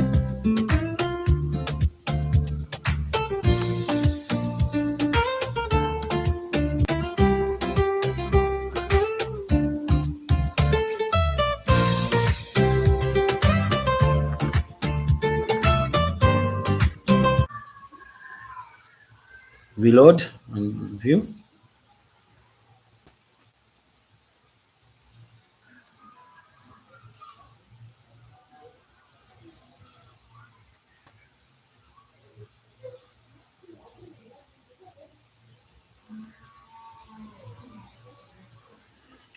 So it has been saved effectively.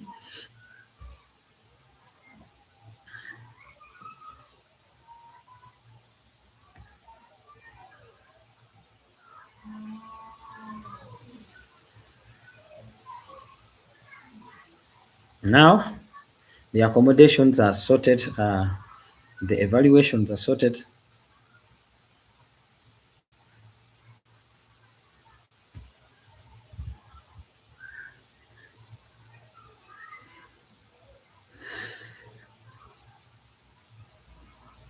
And let's go to the tracking screen.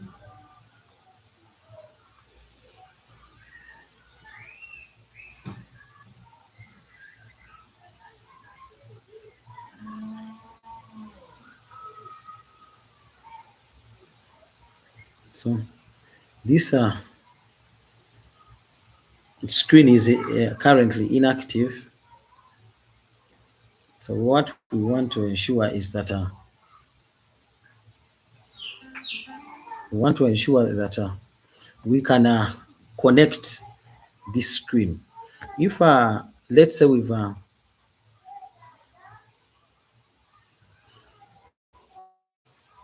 made reservations and of a certain trip, and then it starts, we want to be able to track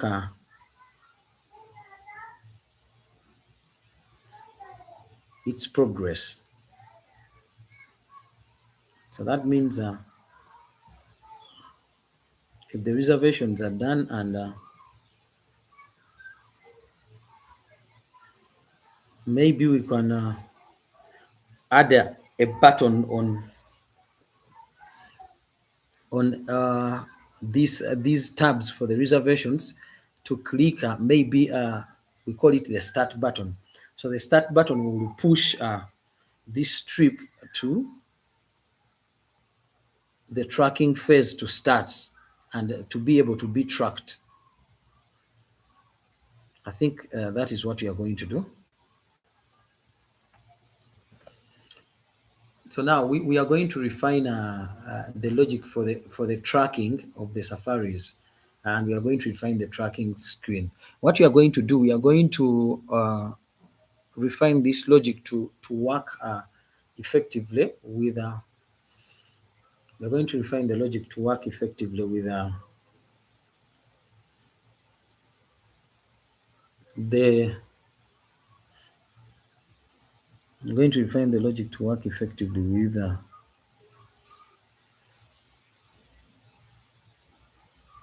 the reservation screen. Now, on the reservation cards, we are going to add a button which is called the start button. When we click on that trip and we click it, the start button, then that trip will be able to be tracked. That is a standard logic to allow us track the very same trips that are in the reservations, which is quite interesting. So when we click on it, then it will appear on. It will appear in the a tracking screen as a trip that is being tracked. And then when we click on it, that is when the activities, the activities that are under it are going to appear below on the card that shows the activities. That means when it comes to the tracking screen, we are not going to change the UI. We are just going to ensure that we link it to the reservations so that when we click on the reservation for a trip to start, then it is pushed to the tracking screen to be visible and to be tracked with its activities. So this is the refinement that we are going to make. We are going to refine this without distorting any other logic that has not been requested here in our app. So we are just going to work on uh, introducing this logic and linking up the tracking screen with the reservation screen.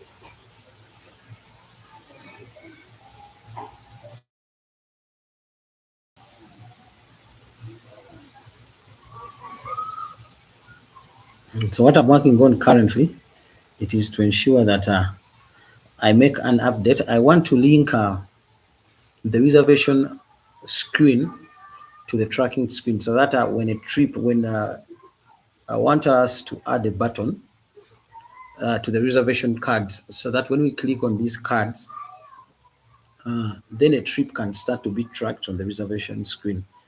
So that is the functionality that I'm working on currently to ensure that it can be interlinked.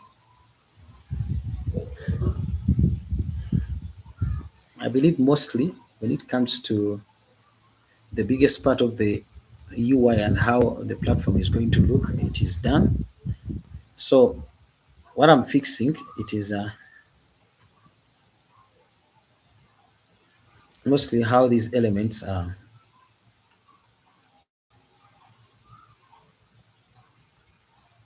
look.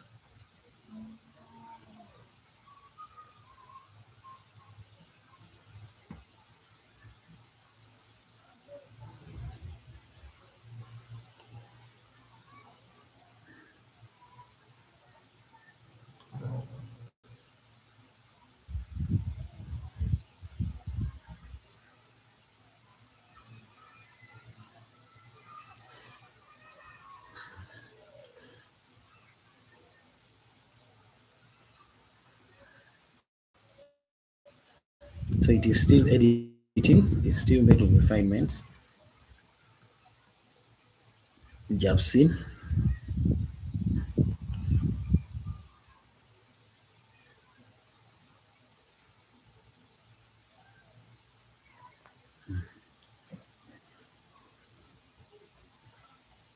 So with these, I will be able to effectively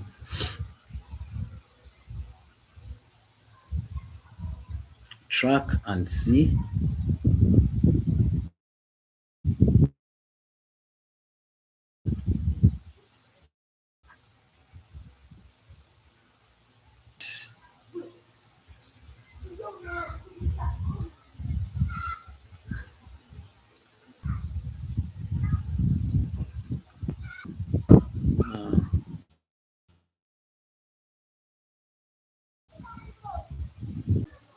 let's go to the tracking screen.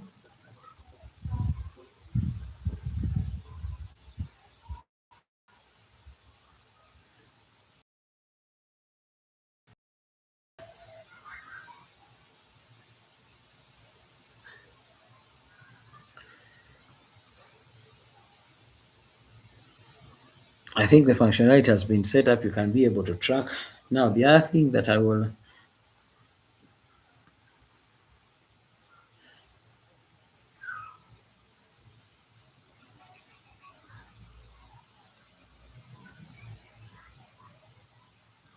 we shall be able to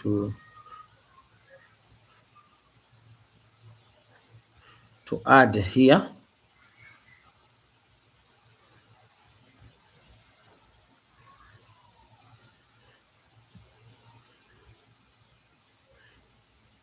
I think for the bookings, we had something that we need to add here. I think the functionality that we are going to add here is very simple. Given that we have various activities that are supposed to take place on a particular day, on this booking, we just need to add to be able to add various activities on a particular day, and with that we can link it to an already formulated itinerary that has activities. So let's go back here.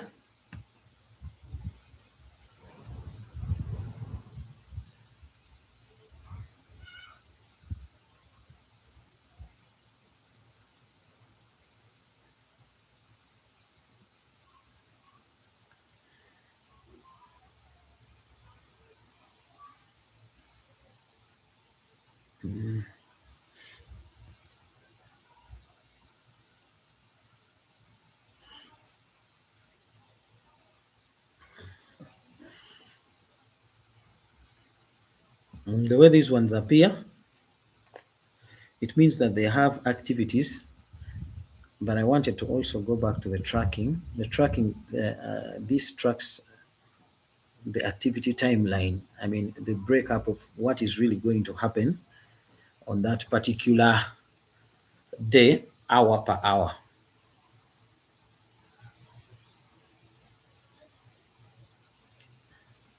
I think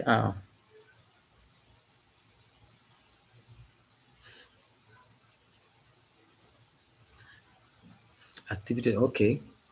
I think let's go to the reservation. I want to look at it.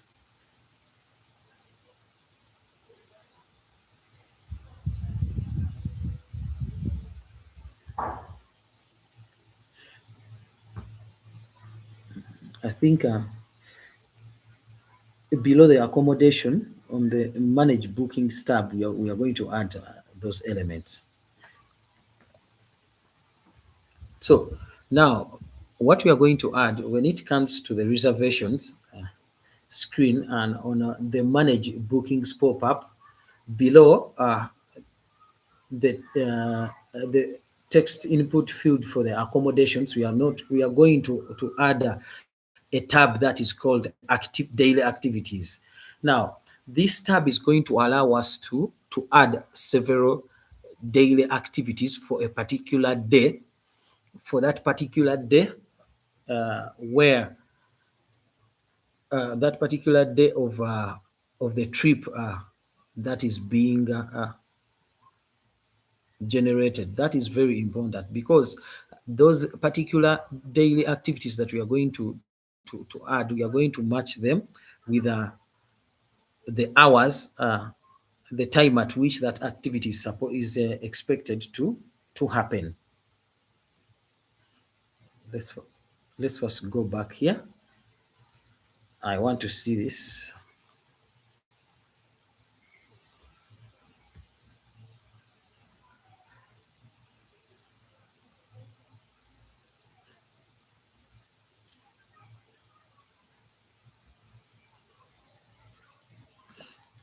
We are also going to add the specific place where that activity will happen. So for each activity that we add on that particular day, it's going to have a field where we add the activity name, the place where it's going to take place, and also be able to add the specific time it is going to happen. The reason for adding these is that these activities, when the card is saved, the activities will not be visible in the reservations, but they will be added. They won't be visible. The activity card, when we add it in the reservation, rather when we update the reservation or manage it or create it, these activities are not going to appear. But when this activity is when we click the start tracking button and we start tracking this particular activity, then in the tracking screen on the activity timeline, that is where these details are supposed to appear. That means you're not going to refine the way the activity timeline card uh, appears. It is already set out very well because it already has the name of the activity, where it is going to take place, and the time. So that means when we make an entry of these activities, they don't appear in a they don't appear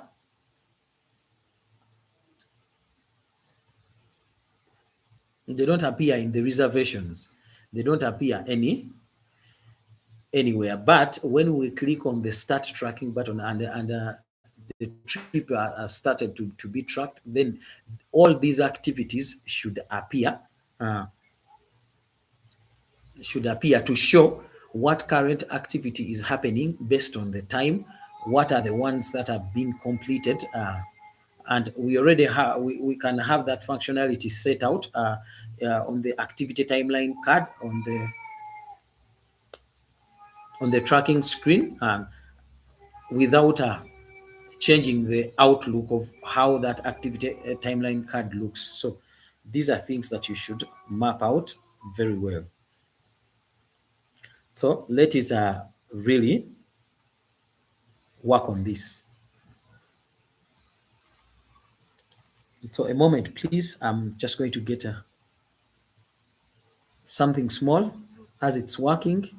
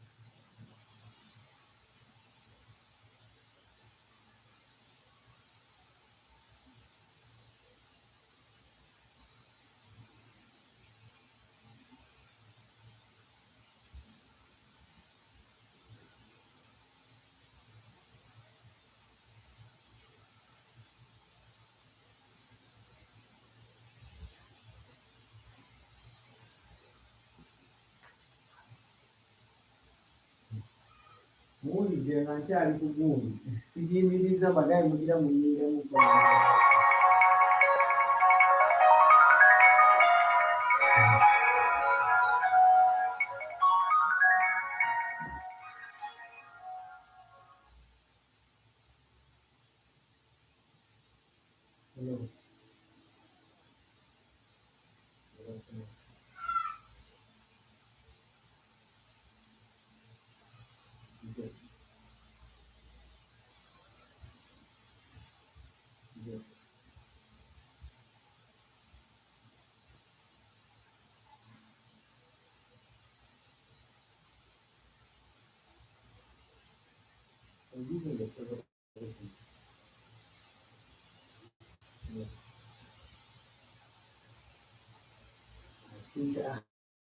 I don't have the details now. I think I just have to check them.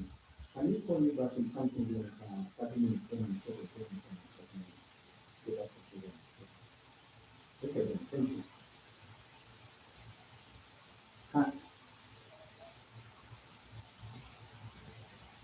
Angira nzirako.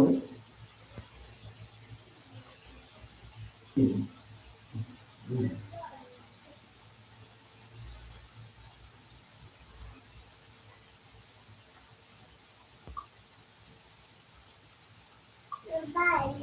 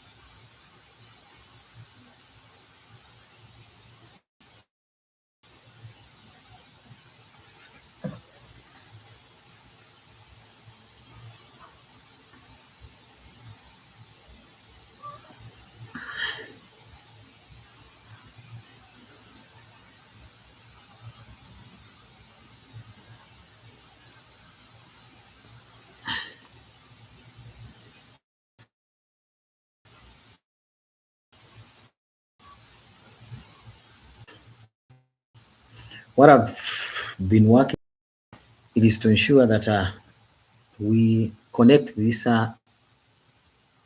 live trips, and we connect them with the timelines, so that when we are tracking a trip, someone can be able to track the timeline, the activities that they are supposed to do, the ones that were not done effectively. And we are doing that in connection with the reservation screen that we are connecting. We are connecting the reservation screen. Mostly these are trip reservation cards. So you see, when we click on start trip, then we are going to be able to go on the other screen of tracking. We track the trip, but also with its activities. So what I'm trying to add is that when we come on the manage trip, actually it's already there. It has already been added. Add daily activities. It has added it. What I'm going to refine actually, it is that it's going to add a particular day, and it's like in days, like day one, day two, day three. So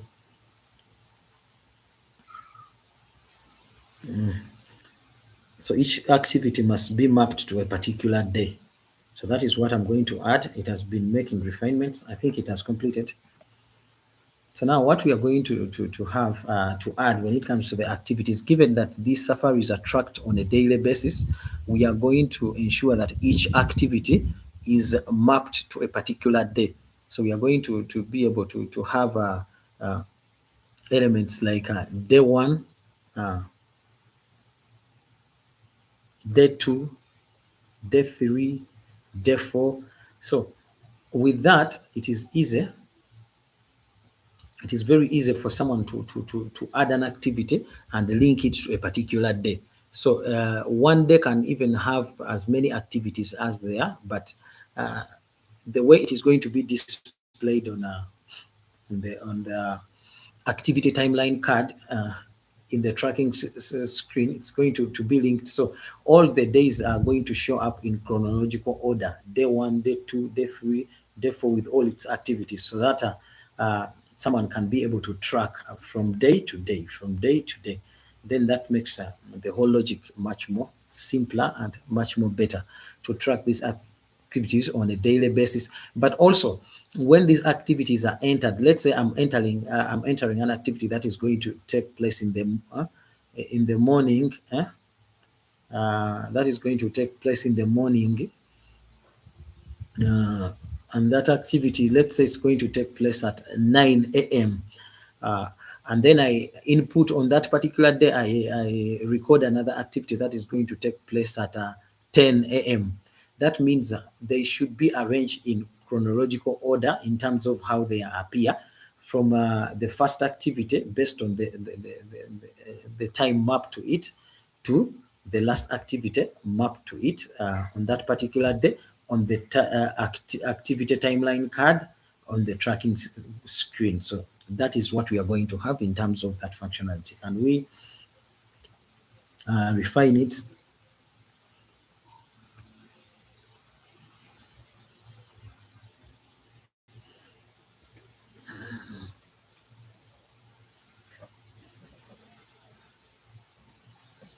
So what I had was just these activities. So I want to map them to a particular day, so that when we enter them and then we come to the tracking of these itineraries here, then here we are going to say that we have the morning drive day this, day one, we have the morning drive, and uh, we know the time that it is mapped. So it's just going to be in chronological order for the activities. This is essential because it will allow the users of the platform to track activities of that particular day.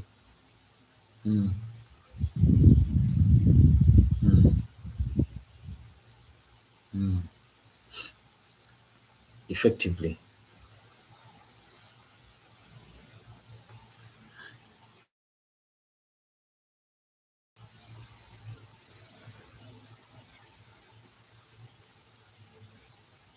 So let's proceed with the implementation of this.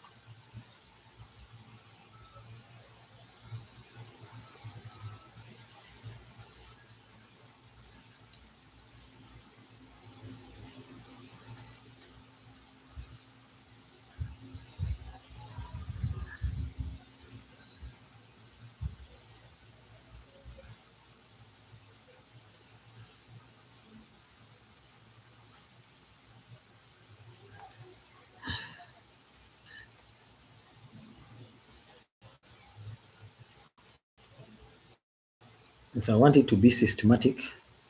And then after that systematization, then after including some activities, I'm going to test it out and see.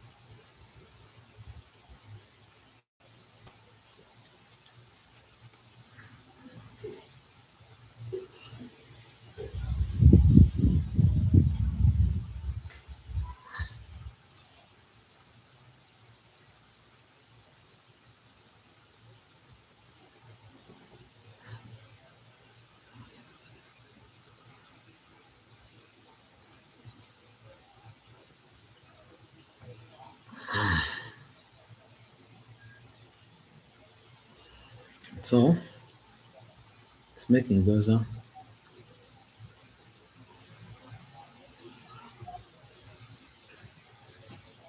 changes, and we shall be able to track it. I think with any platform, just like how you know it, it's just a matter of understanding the particular functionality that you want. You can even link up functionality of more than 5 screens. Something being done on one screen, then it triggers another action on another screen, then it triggers on another action on the third screen, then that leads to a confirmation on the fourth screen, and then the result is seen on the fifth screen. You can be able to link it because currently what I'm trying to link up uh, something that is being entered into uh, using the reservation screen, and then when a certain button is triggered, then uh, it triggers the trip, and these activities are laid down on another screen, yet they are being entered on another screen, which is quite interesting. But for me, that kind of flexibility when it comes to creating these platforms is what is really going to make you go far. I mean, this is something that is very doable. Anyone can do it. Anyone can do it because the platforms are there. They are not so complicated.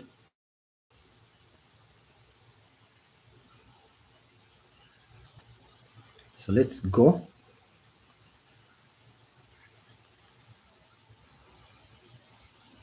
and try it out on the reservations.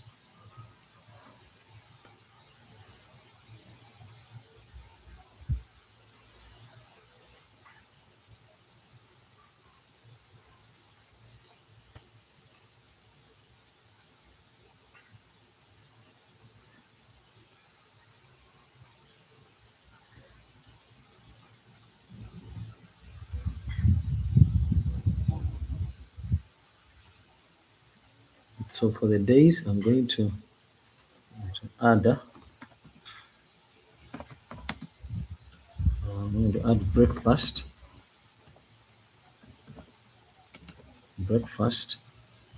place, Pakuba,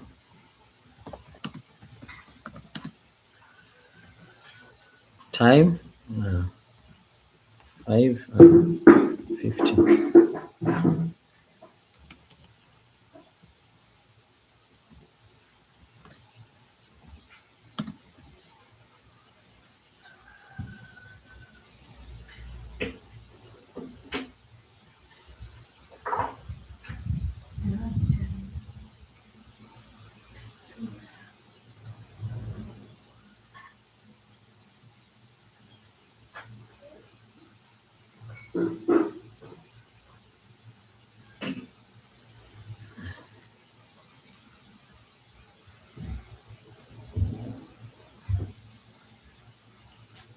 So with this, we are able to add it, but again, what I want us to adopt a layout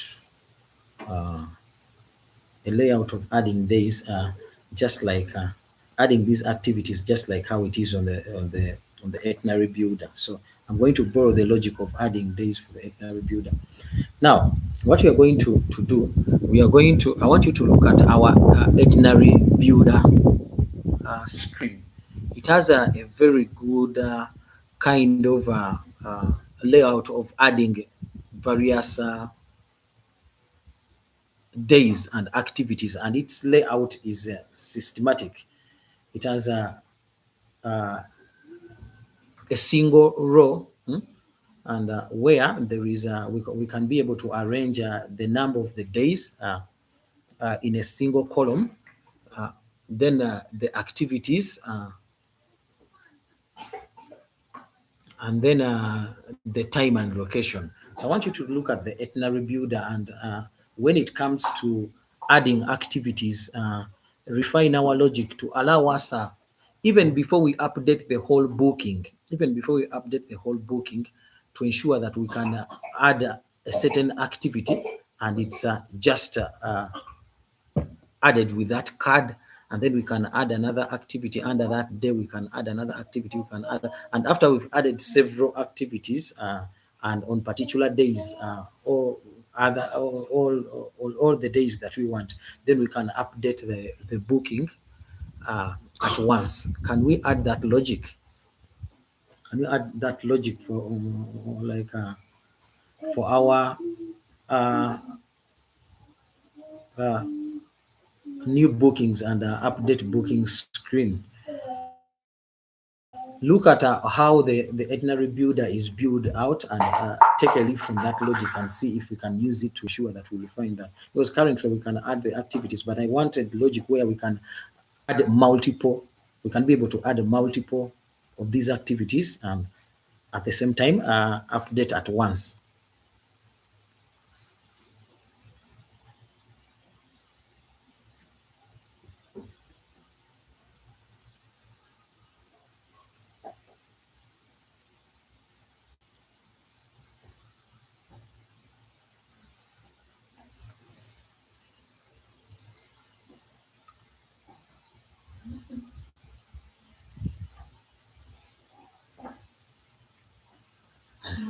So currently this is what we have, but when I add one activity, it's not giving me what I want effectively in terms of adding. I just wanted to add multiple activities, but for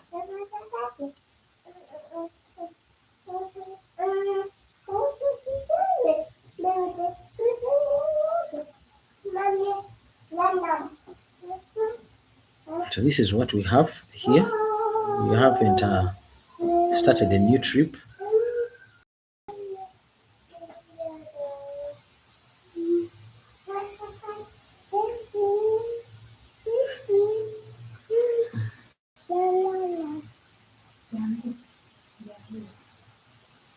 So I want us to refine this so that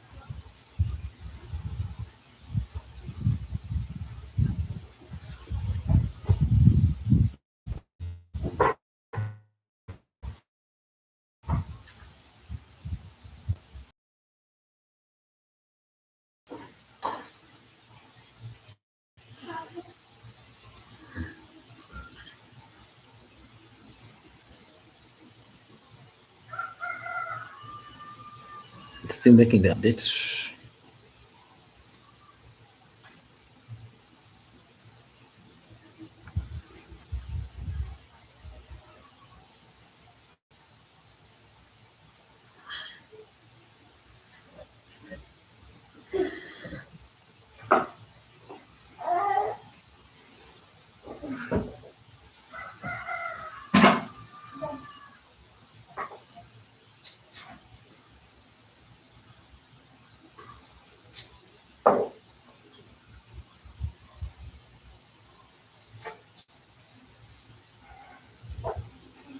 So let's go and check it out.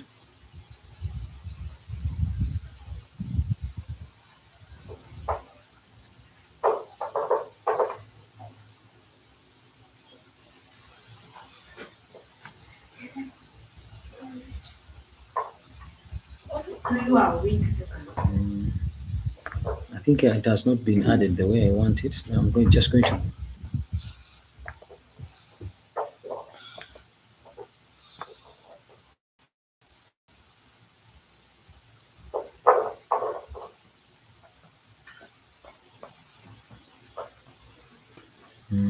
I think I'm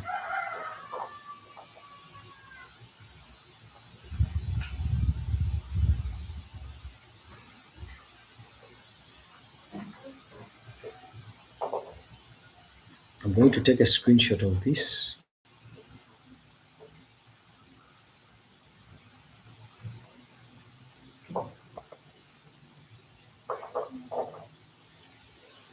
Because it has not given me what I wanted.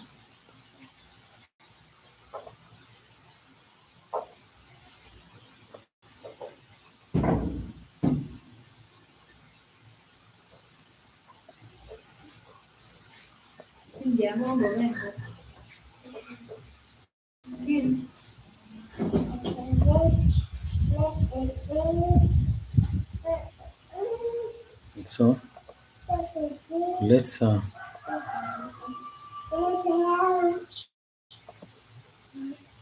go here.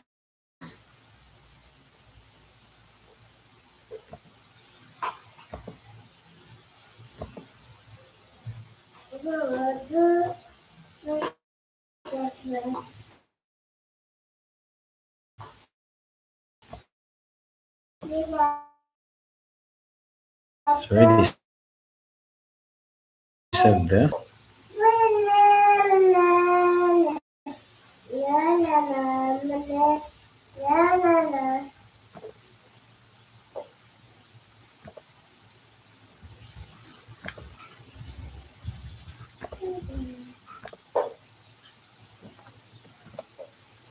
So what I wanted, I want you to look at the reference image that I've given you. What I want is for you to redesign the activity, that element of adding activities in the very same way as you see the reference image that I've given you, so that we can have the day mapped out, and then the all the other elements of that activity are laid out under that particular day. Someone can be able to add as many activities as they want below that particular day, and then we can have we can also be able to add another day and add activities below below it. So the map out will be like we have the day column, day one, and then we have the activity. So after they have been entered, then in the activity timeline card on the the tracking screen, they will be reorganized to appear very well under that particular day. So look at the reference image that I've given you, so that you redesign our bookings form, but particularly for the activities in such the kind of design, so that we can be able to add these activities swiftly for each day that we might require, or the days that we might add for that specific trip.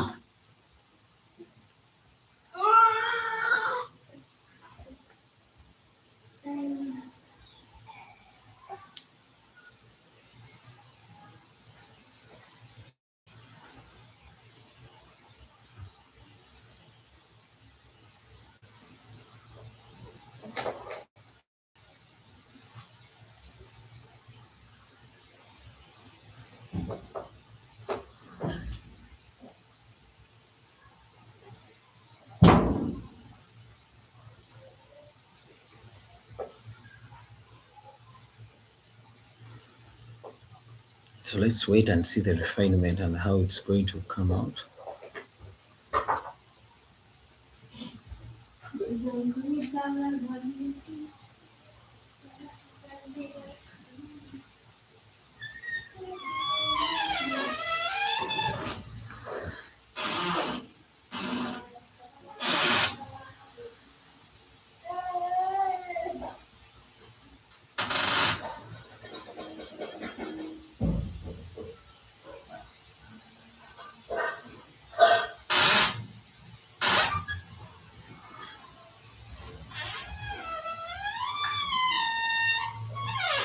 Let's proceed.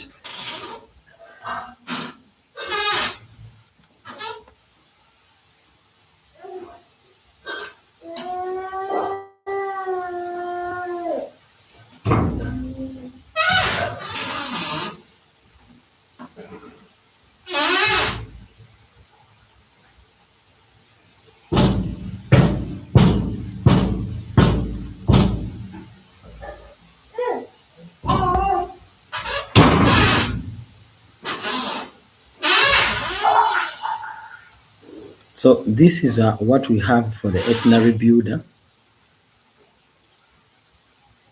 which is quite good. But when it comes to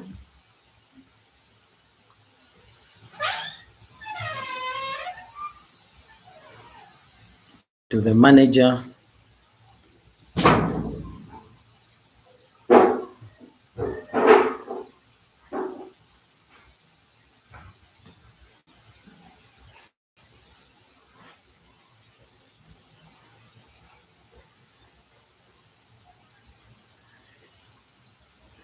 screen,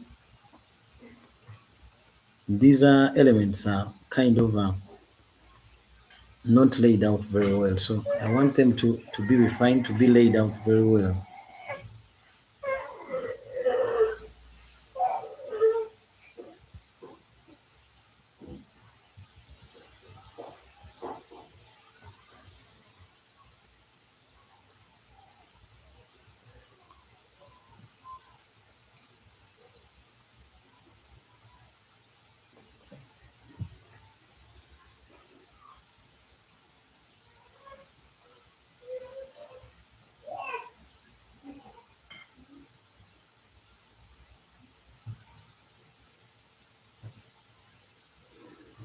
So it's making the refinements, and after the refinements, we are going to review it and see what it has made.